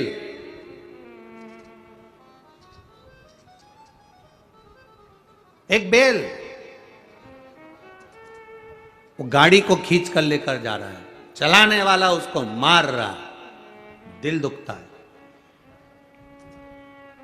पर कभी उस बैल के पूर्व के जन्म के क्रम को उठाकर देखना, तो विष्णु पुराण में लिखा है कि ये जितने योनियां मिलती हैं, ये योनियां अगर घोड़ा बना और उस पर चाबुक पड़ रहा है, कोई बेल बना उसको लोग डंडे से मार रहे हैं, कोई जानवर उसको लोग पीट रहे हैं, वो चले जा रहा है, आंख से आंसू बहते चले जा रहे हैं। इनको देखो तो अपने को दिल दुखता है कि ये क्यों मार रहे हैं। पर विष्णु पुराण कहती है, गरुड़ पुराण कहती है, पूर्व में इसने किसी का दिल दुखाया था, इसलिए वो जिसका दुखाया था वो कोड़े से पीट पीट कर उसको चला रहा है। इसने इसका खाया था, इसलिए उससे वापिस ले रहा है। ये कर्म की गति है। मत बुरे कर्म कर बंदे, वरना पछताएगा। भगवान की आंखों से तू बच नहीं पाएगा, तू बच नहीं पाएगा। अरे ओ अज्ञानी मत करना, तेरे कर्म का फल भी तू ही पाएगा। जैसा किया तूने तेरे आगे आएगा। मत बुरे कर्म कर बंदे, वरना पछताएगा। भगवान की आंखों से तू बच नहीं पाएगा, तू बच नहीं पाएगा। अपने कर्म की गति को भोगना पड़ता है।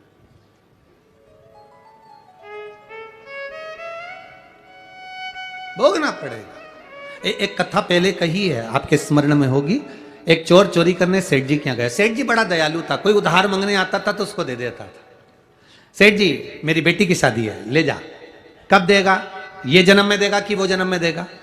जो ईमानदार होता था वो कह देता था यही जन्म में दे दूंगा। जो खाने की नियत रखता था वो कहता था अगले जन्म में दूंगा। उसको मालूम है कि अगला जन्म किसने देखा। सेठ जी उधार दे देता था। अब उधार देता रहा। एक चोर को मालूम पड़ गया सेठ जी के पास बहुत धन है, उधार देता है। तो चोर ने कहा चलो अपन उधार भी ले लेंगे, तिजोरी भी देख लेंगे, रात को जाएंगे सब माल चुरा लेंगे। चोर गया, सेठ जी मेरी बेटी की शादी है, 25,000 रुपए की जरूरत है। सेठ जी ने कहा ले ले।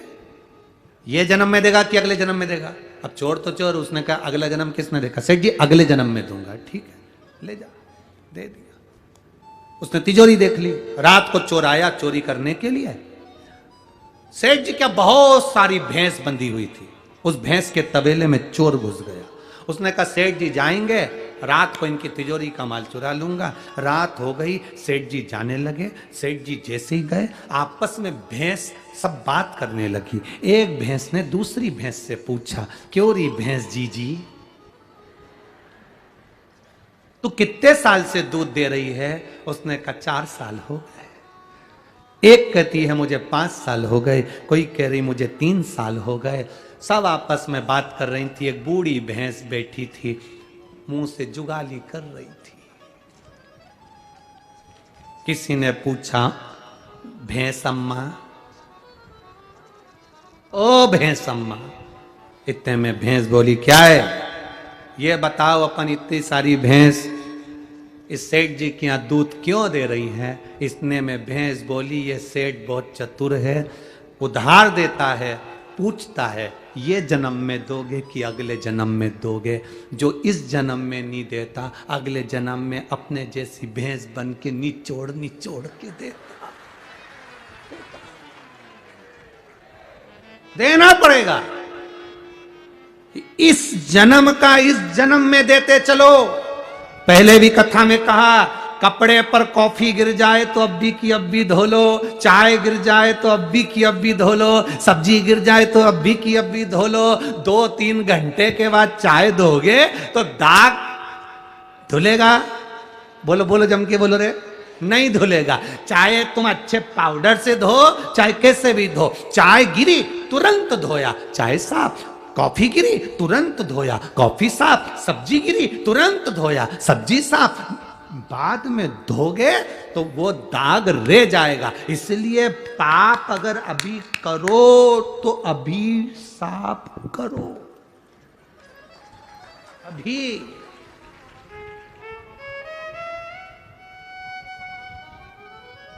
लोग कहते हैं, सियोर वाले महाराज कहते हैं, गुरुजी आप कहते हो रोज मंदिर जाया करो। क्यों जाए हम मंदिर रोज? रोज चाय गिर रही है, रोज कपड़ा तुरंत साफ करो, रोज मोबाइल पे दिन भर झूठ बोलते हो, इसलिए एक लोटा जल चढ़ा के साफ।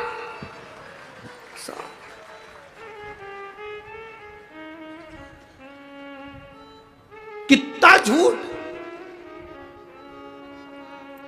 अभी अभी वो तो भगवान भला करे, वो पायलट का वो तो गाड़ी ला रहा था, वो एक गाड़ी वाला पीछे डब्बा बंधा और यहाँ ऐसा कुछ लगा उसके कान में, भगवान जाने क्या क्या फंसा के रखे, ऐसे कान में यूं बोलता भी जा रहा, बड़बड़ करता जा रहा। हमारी भाषा में तो सुना है।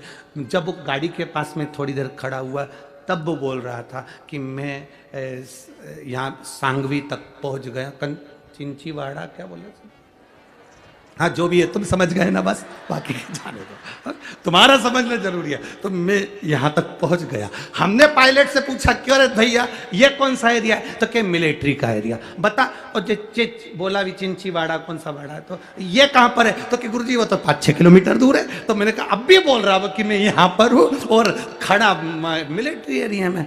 हमने कहा कितना झूठ बोल रहा है। तो हमने पायलट से कहा जरा गाड़ी रोक, अपन कह देते हैं एक लोटा पानी चढ़ा दे, आज की आज साफ धुल जाए। बोले सुना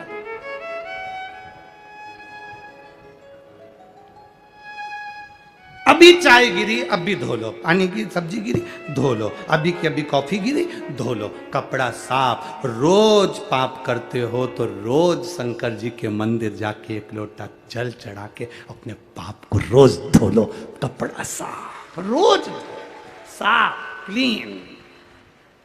फिर तो लोग भी तुमसे पूछ लेंगे जैसे पुराने जमाने की टीवी पे पूछते थे, राजू तुम्हारे दांत तो मोतियों जैसे चमक रहे हैं। बस फिर कोई भी तुमसे पूछ लेगा, कमला बहुत क्वीट क्वीट दिख रही हो, फिर कोई भी पूछ लेगा तो तुम कह सकती हो ये चमक ये दमक फुलवन में महक सब कुछ सरकार तुम्हीं से है, एक लोटे जल की चमक है जो मेरे चेहरे पर चमक रही है। फिर कह सकते हो क्रीम की चमक 2 महीना 3 महीना 4 महीना 6 महीना रहती है, पर अच्छे कर्म की चमक मरते दम तक रहती है, आखिरी तक चमकता है। और तुम देख लो, तुम खुद देख लो, एक होती है सास, एक होती है बहू। बहू को देखना तुम कितना मेकअप करती तब चमकती, और सास को देखना ओल्ड इज गोल्ड, कितनी चमकेगा सास को एकदम चमक। सास कुछ नहीं करती, बस ऐसे ही बाल माल को लगा लोगों के बिंदी लगा के उनके होठ भी अगर ऐसे थोड़े बहुत रूखे रह जाए तो थूक निकाल के पोंछ पोछा के। और सास तो 1-2 घंटे तक ऐसी कुछ भी नहीं करती तुम्हारे जैसी कि 1 घंटे तक तुम पहले लाइन खींचो फिर वहां डब्बा भरो, ऐसी सास नहीं करती। सास तो एक ही बार में ऐसे लिपस्टिक भी ले लेंगे तो लगा के जो देखे वो सास तो सास, उसको कोई मतलब ही नहीं। तुम्हारी चमक तुम्हारे पास, पर जो बुजुर्ग है उसके चेहरे की जो चमक होती है वो चमक इन मेकअप से नहीं होती। बुजुर्ग की चमक भगवान की भक्ति से तीव्र बन जाती है, शिव तत्व से तीव्र बन जाती है, शंकर की उदारता से तीव्र बन जाती है। ये चमक ये दमक फूल वन में महक सब कुछ सरकार तुम्हीं से है। तो ये हम अगर आज पाप कर रहे हैं तो आज धोते चलो, हम आज झूठ बोल रहे हैं आज पुण्य करते चलो, आज हमने गलत किया तो उसको पुण्य करते। मत बुरे कर्म कर वरना पछताएगा, भगवान की आंखों से तू बच नहीं पाएगा, तू बच नहीं। इसलिए याद रखना तेरा क्या होगा रे कालिया, ये याद होना। अपनी चित्त वृत्ति को परमात्मा में। देवाधिदेव महादेव से माता पार्वती जी ने पूछ लिया कि ये तो पापी जीव है, चोरी करता था, गलत काम करता था, और इसको तुम नंदी पर बिठा कर लेकर आ गए, इसको तुम यहां लिया नंदी पर बिठा कर लेकर आ गए, नंदी पर लेकर आए।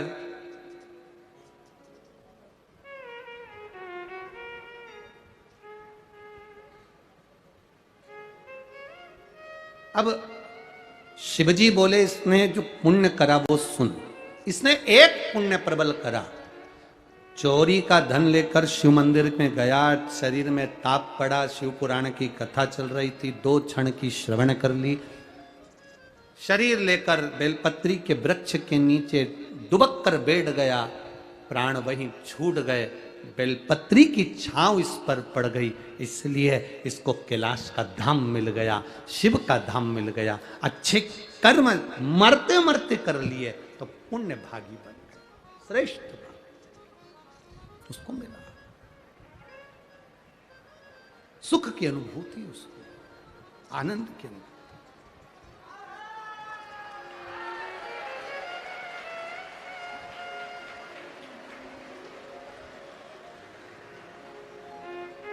बोल गंगेश्वर महादेव की, हर हर गंगे। शिव तत्व की प्राप्ति है।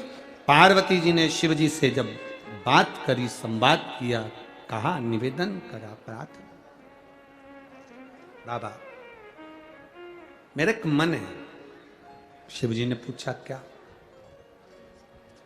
क्या पापी से पापी जीव भी अगर बेलपत्री के वृक्ष की छांव के नीचे आ जाता है तो उसका कल्याण हो जाता है?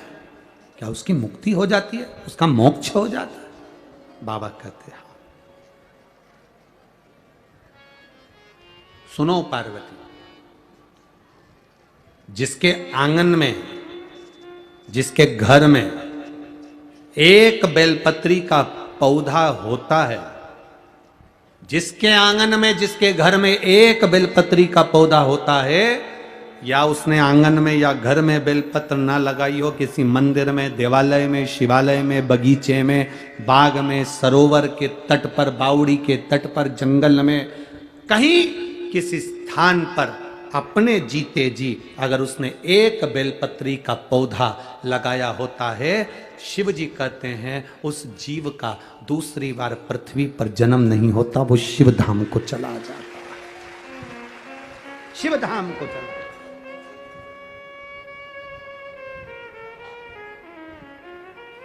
कुछ पुण्य करते चलो अपनी जिंदगी का, कुछ अच्छा कर्म करते चलो अपने जीवन का। आप लोग अगर शिव महापुराण की कथा को सुनने के लिए आते हो, हम आपसे कहते हैं कि 2 पानी की बोतल लेकर आना, अपना साथ कुछ शिव भक्तों का मुंह झूठा कराने का लेकर आना। बोलते हैं कि नहीं बोलते?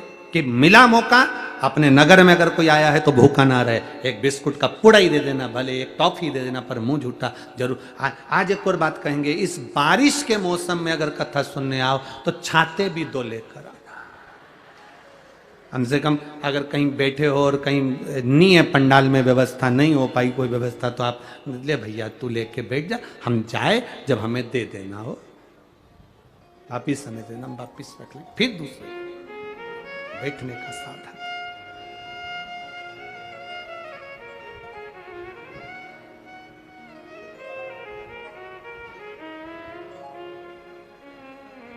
अरे भोले भंडारी रे, दूर करो दुख मेरा, ओ त्रिपुरारी रे, दूर करो दुख मेरा। पार्वती जी शिव जी से कह रही हैं, पापी से पापी जीव का कल्याण है बेलपत्र। हाँ,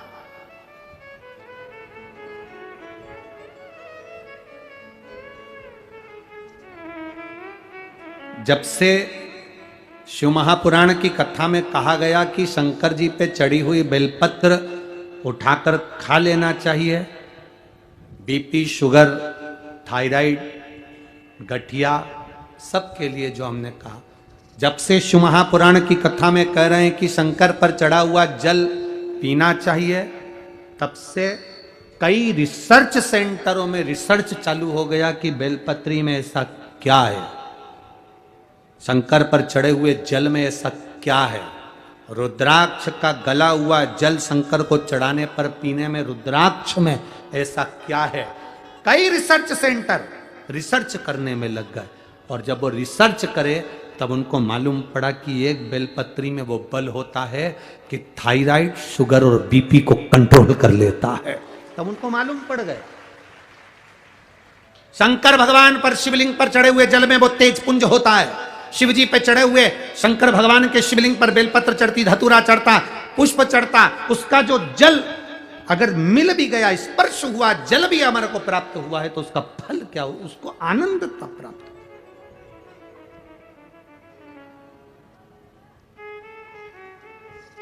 आनंद।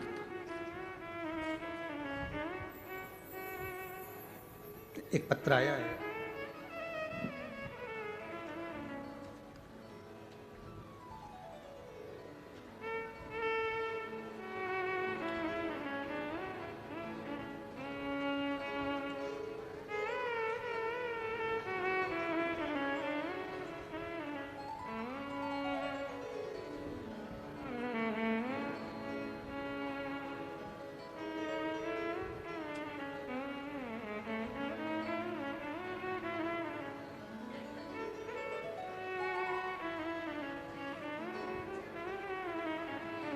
डॉक्टर सुनीता कैलाश पाटिल। डॉक्टर सुनीता कैलाश पाटिल कहीं बैठी हैं? बैठी हो तो हाथ हिला सकती हैं। Doctor Sunita Kailash Patil, Nashik, Maharashtra. Mobile number ये है, कहीं बैठी हो तो अपना हाथ हिला सकती हैं, जहां कहीं भी बैठी हो। गुरुजी, मैं होम्योपैथी डॉक्टर सुनीता कैलाश पाटिल। गुरुदेव, हम लोग दवाई से बीमारियां ठीक कर सकते हैं, लेकिन गुरुदेव जीवन में बीमारियों से ज़्यादा जिनको चुनौतियां आ जाती हैं, जहां एक लिखा पढ़ा इंसान भी निराश हो जाता है। मेरी लड़की, हम डॉक्टर हैं गुरुदेव, इलाज करते हैं, अच्छा इलाज करते हैं, बहुत मरीज भी आते हैं, ठीक भी होते हैं।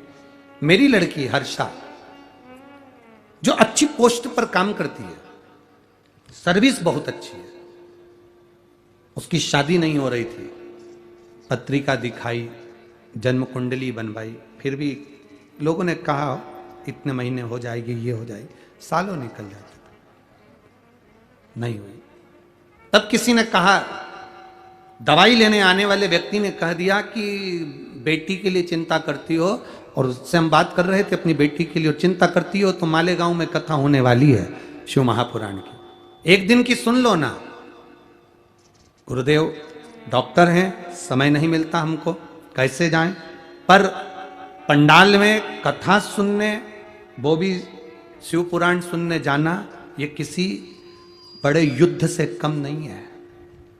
क्योंकि पंडाल में एक तो बैठने की जगह देखना, दूसरा इतनी भीड़ में पहुंचना, तीसरा जाकर वापिस लौटना, बहुत कठिन काम है शिव पुराण में जाना। और फिर भी मैं प्रयास करूंगी, आप कर रहे हो तो मेरी बेटी के लिए मैं उस पंडाल में पहुंचूंगी। मालेगांव के कथा के पंडाल में मैं गई, एक दिन की कथा सुनी, उसमें आपने पशुपति व्रत के बारे में बताया। गुरुदेव, मैंने अपनी बेटी से कहा, तूने सारे व्रत कर लिए, जगह जगह जाकर पूजन कर लिया, अब एक बार वो सीओर वाला महाराज कथा में कह रहा था पशुपति व्रत का, वो कर। पहला पशुपति व्रत मेरी बेटी ने और हमने करा, दूसरा पशुपति व्रत आया और मेरी बेटी के लिए संबंध आया। जो मेरी बेटी की पोस्ट थी उससे दुगनी पोस्ट पर लड़का काम करता था, और बाबा की कृपा से संबंध पक्का हुआ। पांचवा व्रत के दिन ही मेरी बेटी की सगाई हो गई और उसका विवाह ऐसा जोरदार हुआ कि हम सोच नहीं सकते थे। ये शिव तत्व है, क्यों घड़ी है शंभु। एक लाइन, गुरुदेव, मैं डॉक्टर सुनीता कैलाश पाटिल, आज मैं देवादिदेव महादेव से इस पत्र के माध्यम से कहना चाहती हूं कि दुनिया का सारी समस्या का हल है तो वो महादेव के चरणों में है। ये शिव तत्व है। शंकर ओ घड़ी है शिव।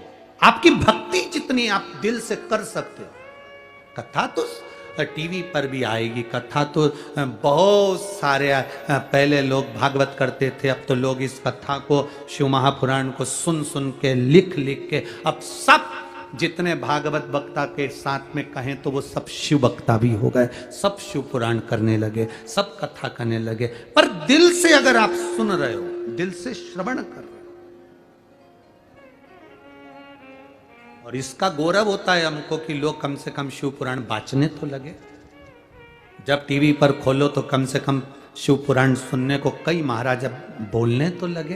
पहले तो लोग शिव पुराण को छूते तक नहीं थे, घर में नहीं लाते थे, लोग पढ़ते नहीं थे। शंकर के मंदिर कौन जाता था? आप अपने क्षेत्र में जहां जहां से आई हो, आपके मोहल्ले में शंकर के मंदिर पुराने समय में निकाल कर देखना, कोई नहीं जाता। केवल सावन में शिवरात्रि पर चले गए या सोमवार को चले गए तो चले गए, बाकी के रोज नहीं जाते। आज के समय में शंकर जी के मंदिर में कम से कम 2 या 3 मिनट तक तुम्हें खड़े रहना पड़ता है जल चढ़ाने के लिए। ये प्रभु की कृपा है, ये उदारता शिव की। दिल से अगर सुन रहे हो शिव महापुराण की कथा, हृदय से सुन रहे हो, भले टीवी के सामने सुनो, मोबाइल पर सुनो, चाहे पंडाल में बैठकर सुनो, पंडाल में जगह नहीं तो बाहर बैठकर सुनो, अपनी एक बिछाने का साथ लाकर बैठो, आसन लगाओ, छाता लगाओ, प्रेम से कथा का रसतत्व ग्रहण करते हुए भाव से सुनो, खाली नहीं छोड़ेगा। शिव है वो शिव। शंकर भगवान से पार्वती जी ने कहा, पापी से पापी जी उतर जाता है? हाँ, एक बेलपत्र का पौधा जिंदगी में जिसने कहीं पर भी लगाया हो, घर पे नहीं लगा सकते, बाहर लगा, जंगल में लगा दो, कहीं जा रहे हो बगीचा पड़ जाए वहां लगा, पर लगाओ एक। पुनरपि जननम और पुनरपि मरणम के प्रपंच से व्यक्ति छूट जाता, इस प्रपंच से छूट।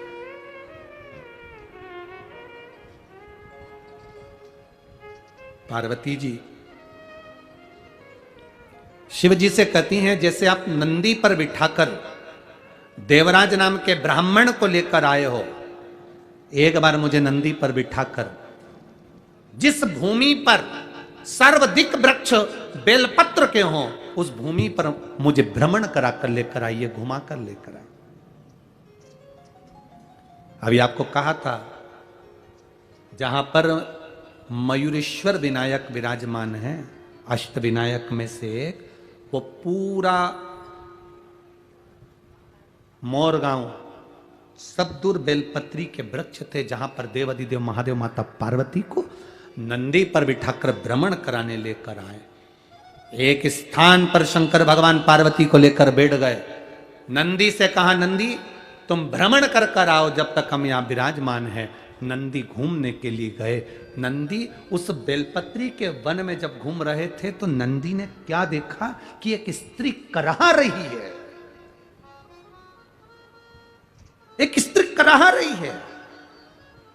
कराह का मतलब है कि वो पुकार रही है, करा रही है, कांप रही है। कोई दर्द होता है, कोई कष्ट होता है तो व्यक्ति कराहता है, करा रही। नंदी को समझ में नहीं आया कि ये कौन स्त्री है जो इतनी करा रही है, ये कौन स्त्री है जो इतनी कांख रही है, इतनी चिल्ला रही है। थोड़ी देर बाद नंदी ने देखा कि स्त्री तो करा रही थी, थोड़ी देर बाद नंदी क्या देखते हैं कि वहां बहुत सारे मोर, वो भी करा रहे हैं, वो भी पुकार रहे हैं, वो भी चिल्ला रहे हैं। मोर भी करा रहे हैं।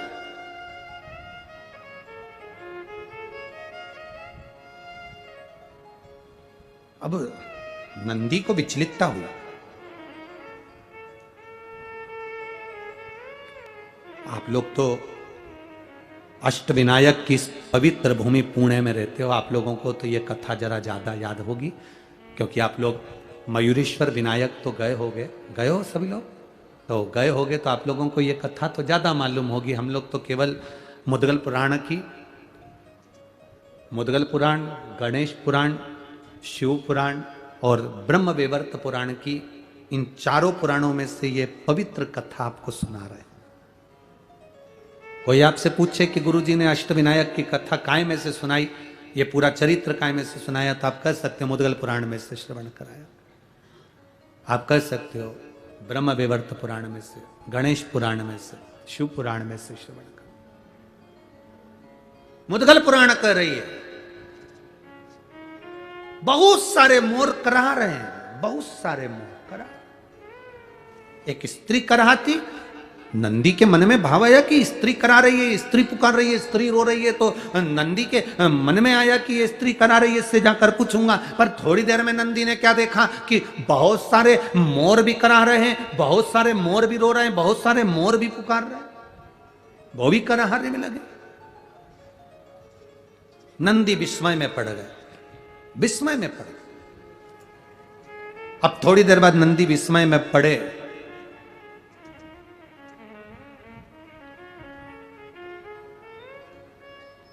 तो नंदी ने देखा क्या, जो स्त्री कराह रही थी वो नदी का रूप ले लेती है। मयूरेश्वर विनायक का दर्शन करने जाओ तो वो मयूरेश्वर विनायक कौन सी नदी के तट पर है, तो आप बताएंगे कराह नदी के तट पर। कौन सी नदी है? कराह नदी। स्त्री ने नदी का रूप ले लिया। थोड़ी देर बाद नंदी ने देखा कि मोर ने बेलपत्र के वृक्ष का रूप ले लिया, किसी ने कोई दूसरे वृक्ष का रूप ले लिया। अब तो नंदी और विस्मय में पड़ गए, कभी ये स्त्री बन जाती है, कभी ये मोर बन जाते हैं, कभी पेड़ बन जाते हैं। ये गजब का वन है, ये मोर गांव तो बड़ा गजब का गांव है। बताओ, ये तो बड़ा विचित्र वन है, विचित्र गांव है, जहां पर लोग इस वन में कभी वृक्ष बन रहे हैं, कभी मोर बन रहे हैं, कभी स्त्री बन रही, कभी नदी बन रही। चिंता बढ़ी, टेंशन बढ़ी, चिंता व्याप्त। अब नंदी से रहा नहीं गया, तो नंदी तुरंत देखकर उनको तुरंत दौड़कर देवादिदेव महादेव के पास पहुंचे। शिवजी बैठे थे पार्वती जी के साथ। पार्वती जी का भी ध्यान नहीं गया कि देवादिदेव महादेव ने समाधि ले ली है। देवादिदेव महादेव ने तब साधना में लीन हो गए, नेत्र बंद कर लिए शंकर भगवान ने। कोई कोई होता है, कभी कभी गाड़ी चलाते चलाते पति भी तब साधना में डूब जाता है। पत्नी कहती रहती है, सुनो आज मैं कैसी लग रही, उसे कोई फर्क नहीं पड़ता, वो तो तब साधना में लीन है।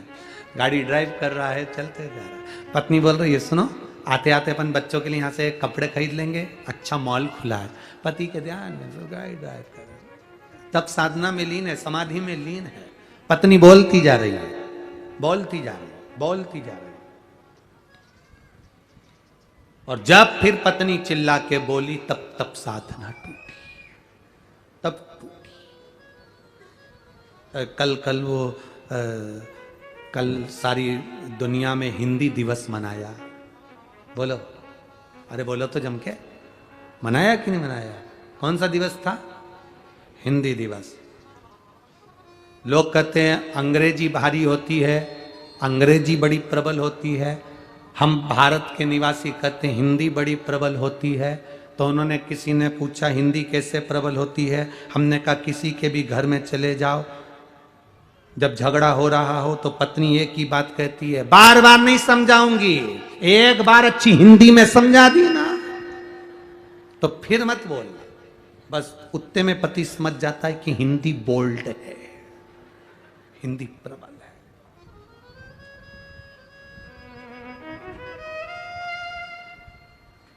फिर निवेदन करेंगे, माथे पर बिंदी, मुख में हिंदी, ये भारत की निशानी है, ये भारत का गौरव है, भारतीय की निशानी है।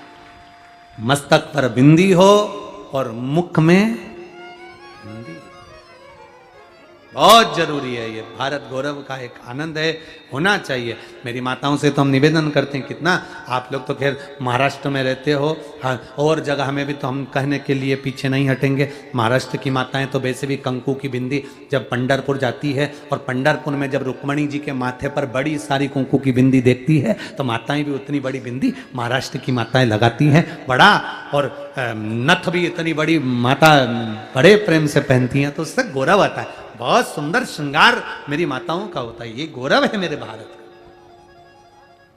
गौरव।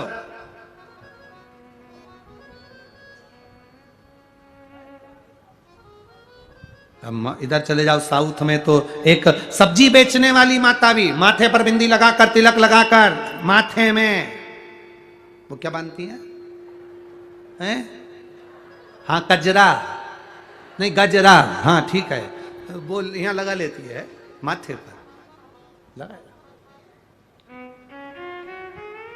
फिर वही वाली बात आ गई उस स्वामी विवेकानंद जी से। विदेश में किसी ने पूछा कि तुम्हारे यहाँ स्त्रियां हाथ नहीं मिलाती, तुम्हारे यहाँ स्त्रियां किसी के सामने नहीं आती, तुम्हारे यहाँ स्त्रियां किसी पुरुष से बात नहीं करती। स्वामी विवेकानंद ने कहा, तुम्हारे यहाँ की रानी किसी से बात करती है? तुम्हारे यहाँ की रानी किसी से हाथ मिलाती है? तुम्हारे यहाँ की रानी किसी पुरुष से बात करती है? स्वामी विवेकानंद ने कहा, तब वो विदेशी कहता है वो रानी है। स्वामी विवेकानंद जी कहते हैं हमारे भारत की एक एक महिला रानी है, इसलिए हाथ नहीं मिलाती है। भारत की एक एक महिला रानी है, वो किसी से हाथ नहीं मिलाती, किसी से फालतू बात नहीं करती, वो रानी है, अपने अपने घरों की रानियां हैं।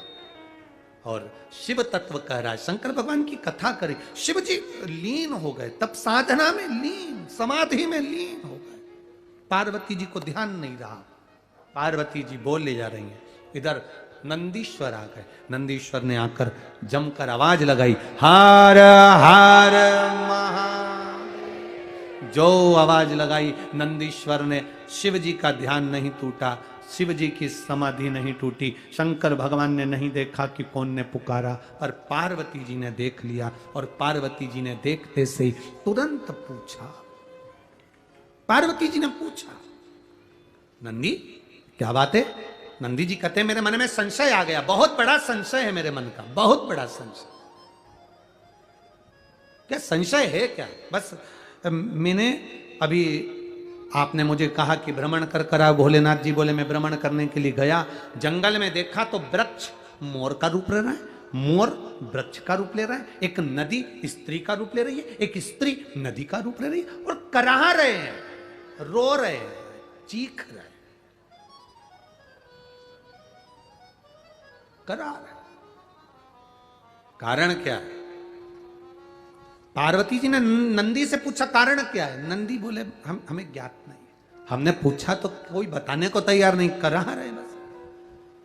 इतने में पार्वती जी ने देवाधिदेव महादेव से हाथ जोड़कर प्रार्थना करी, बाबा नंदी के इस प्रश्न का उत्तर दीजिए। शिव जी तो तप साधना में लीन थे, एक उत्तर नहीं दिया भोलेनाथ ने। पार्वती मैया जान गई कि भोले बाबा तो तप समाधि में लीन हो गए। लोग कहते हैं मयूरेश्वर विनायक जहां विराज रहे हैं वहां केवल गणेश जी हैं। याद रखना, मयूरेश्वर विनायक के मंदिर में केवल गणेश जी नहीं है, मयूरेश्वर विनायक के बाहर जो नंदी बैठा है वो शिव के ही प्रतिबिंब के रूप में विराजमान है, शिव के रूप में। पूरे भारत की भूमि पर कहीं पर भी भ्रमण कर लेना, गणेश जी के मंदिर के बाहर नंदी नहीं मिलेगा। कौन कौन गया है मयूरेश्वर विनायक का दर्शन करने? है कि नहीं नंदी? केवल एक, पूरे भारत की भूमि पर केवल एक गणेश का मंदिर, एक विनायक का मंदिर ऐसा है जिनके बाहर नंदी विराजमान है। वो नंदी क्यों है? उसका कारण यह शास्त्र का।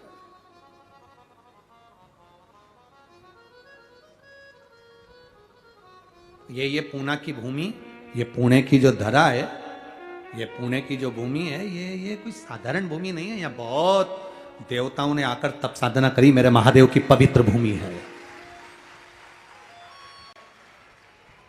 एक शिवलिंग का वर्णन तो हमने अभी पिछली कथा में भी वर्णन किया था। पुणे के पास में, पुणे से शायद औरंगाबाद जाते हैं तो वहां एक शिवालय पड़ता है जहां भक्त के लिए नंदी थोड़ा सा खसक गया।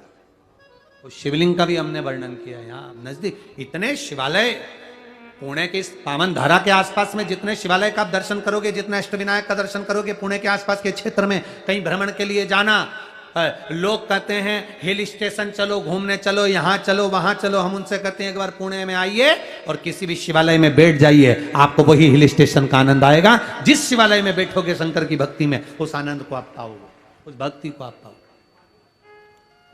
शिव तत्व की प्राप्ति। महाराज अब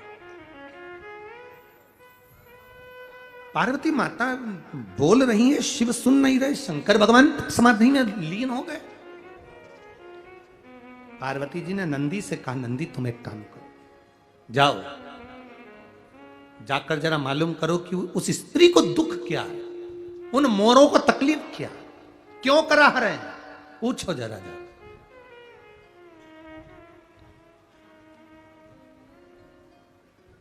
नंदी फिर गए, और अब की बार जो नंदी गए तो भगवान देवाधिदेव महादेव का स्मरण करते करते स्मरण करते, और शिव नाम होठों पे चढ़ गया रे, तो समझो ये जीवन सवर गया। तो अभी हम गाएंगे नहीं हो, तुम लोग तो पूरी तैयारी करके, तुम गाए और हम उठे।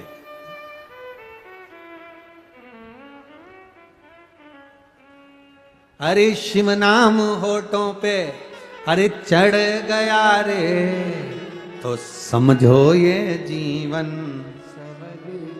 चलो अच्छा 5 मिनट अब तुम लोग खड़े हो ही गए हो तो ठीक है।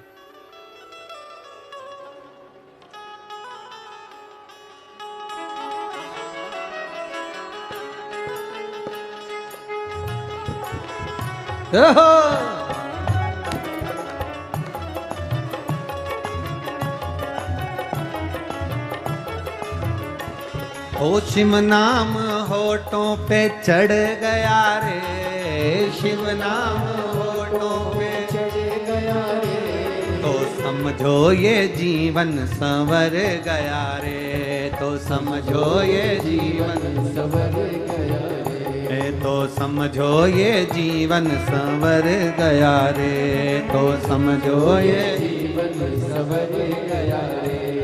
शिव को बना ले, शिव का शिवालय, मन को बना ले, शिव का शिवालय, ओ मन को बना ले, तू शिव का शिवालय, मन को बना ले, शिव का शिवालय, संग में चलेगा तेरे वो डमरू वाला, संग में चलेगा तेरे वो डमरू वाला, ओ संग में चलेगा तेरे वो डमरू वाला, संग में चलेगा तेरे वो डमरू वाला। शिव नाम होठों पे चढ़ गया रे, शिव नाम होठों पे चढ़ गया रे, ओ शिव नाम होठों पे चढ़ गया रे, शिव नाम होठों पे चढ़ गया रे, तो समझो ये जीवन सवर गया रे, तो समझो ये जीवन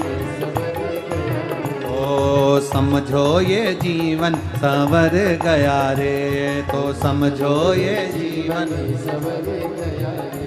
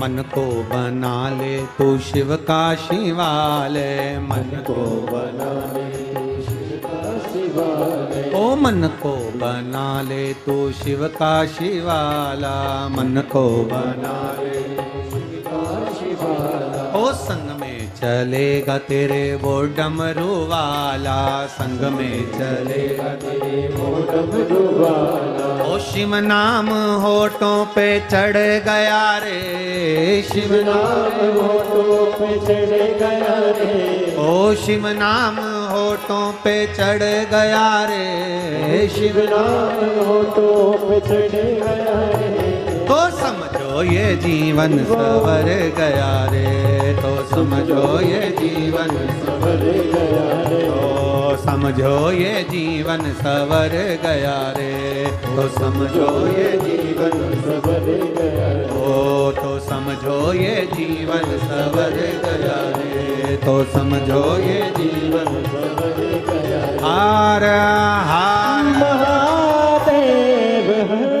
अपने स्थान पर बैठकर बाबा देवाधिदेव महादेव से अपने हृदय की बात बड़े भाव के साथ दिल से कहें, प्रार्थना करें शिव जी से, भाव के साथ में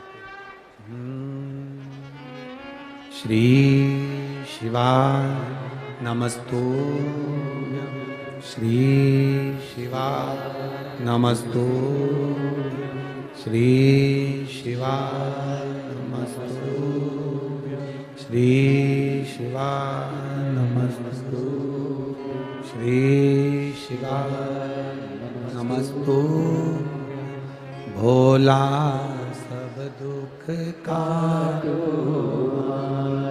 ओ भोला सब दुख काटो, शिव शंकर जपूं तेरी माला, भोले बाबा जपूं तेरी माला, भोला सब दुख काटो मारा, ओ भोला सब दुख काटो मारा। वेश है मंगल मंगलकारी, वेश है मंगल मंगलकारी, शमशान वासी हमारा, शमशान वासी हमारा, भोला सब दुख काटो मारा, ओ भोला सब दुख काटो मारा। नंदी चले उस मोर गांव की ओर, वन की ओर पता करने के लिए शिव नाम लेते लेते जा रहे हैं। इधर बिंदुक नामक का ब्राह्मण चोरी का धन लेकर जल में गिर जाता है, मर जाता है, प्रेत योनि में पड़ जाता है। चंचुला देवी पार्वती जी के कहने से शिव महापुराण की कथा करवाती हैं और देवाधिदेव महादेव माता पार्वती जी, ईश्वर जी और गोरा जी बनकर शिव पुराण के यजमान बनकर कथा श्रवण करने के लिए जाते हैं। ईश्वर जी गोरा जी पधार रहे हैं, जोरदार ताली बजाएं। भगवान देवाधिदेव महादेव और ईश्वर जी और गोरा जी पधार रहे हैं, जोरदार ताली बजाकर स्वागत करिए ईश्वर जी और गोरा जी। कल नंदी पार्वती जी से क्या कहता है और मयूरेश्वर विनायक कब आते हैं, क्यों आते हैं, किस लिए आते हैं, ऐसे पावन प्रसंग को अपन कल की कथा में आगे बढ़ाएंगे। अष्ट विनायक शिव महापुराण की कथा बड़े भाव से आप श्रवण कर अपने जीवन को सार्थक बनाएं। कोई भी सोने की रकम पहनकर कथा पंडाल में ना आए, जो भी आए अपनी गाड़ियों से धीरे धीरे अपने घर की ओर जाएं, धक्का मुक्की ना करें। आरती होने के बाद अपने अपने घर की ओर सभी लोग जाएंगे। आज की कथा विराम ले रही है, कल फिर कल की कथा कितनी बजे होगी? 1 बजे से 4 बजे तक। परसों फिर वापस 2 बजे से 5 बजे तक, परसों से चालू होगी 2 से 5, पर कल की कथा 1 बजे से 4 बजे तक रहेगी। हर हर। जो पत्र आज के रह गए हैं इन पत्रों को कल पढ़ा जाएगा, तो इन पत्रों को हम रख लेते हैं कल के पढ़ने के लिए। हर हर।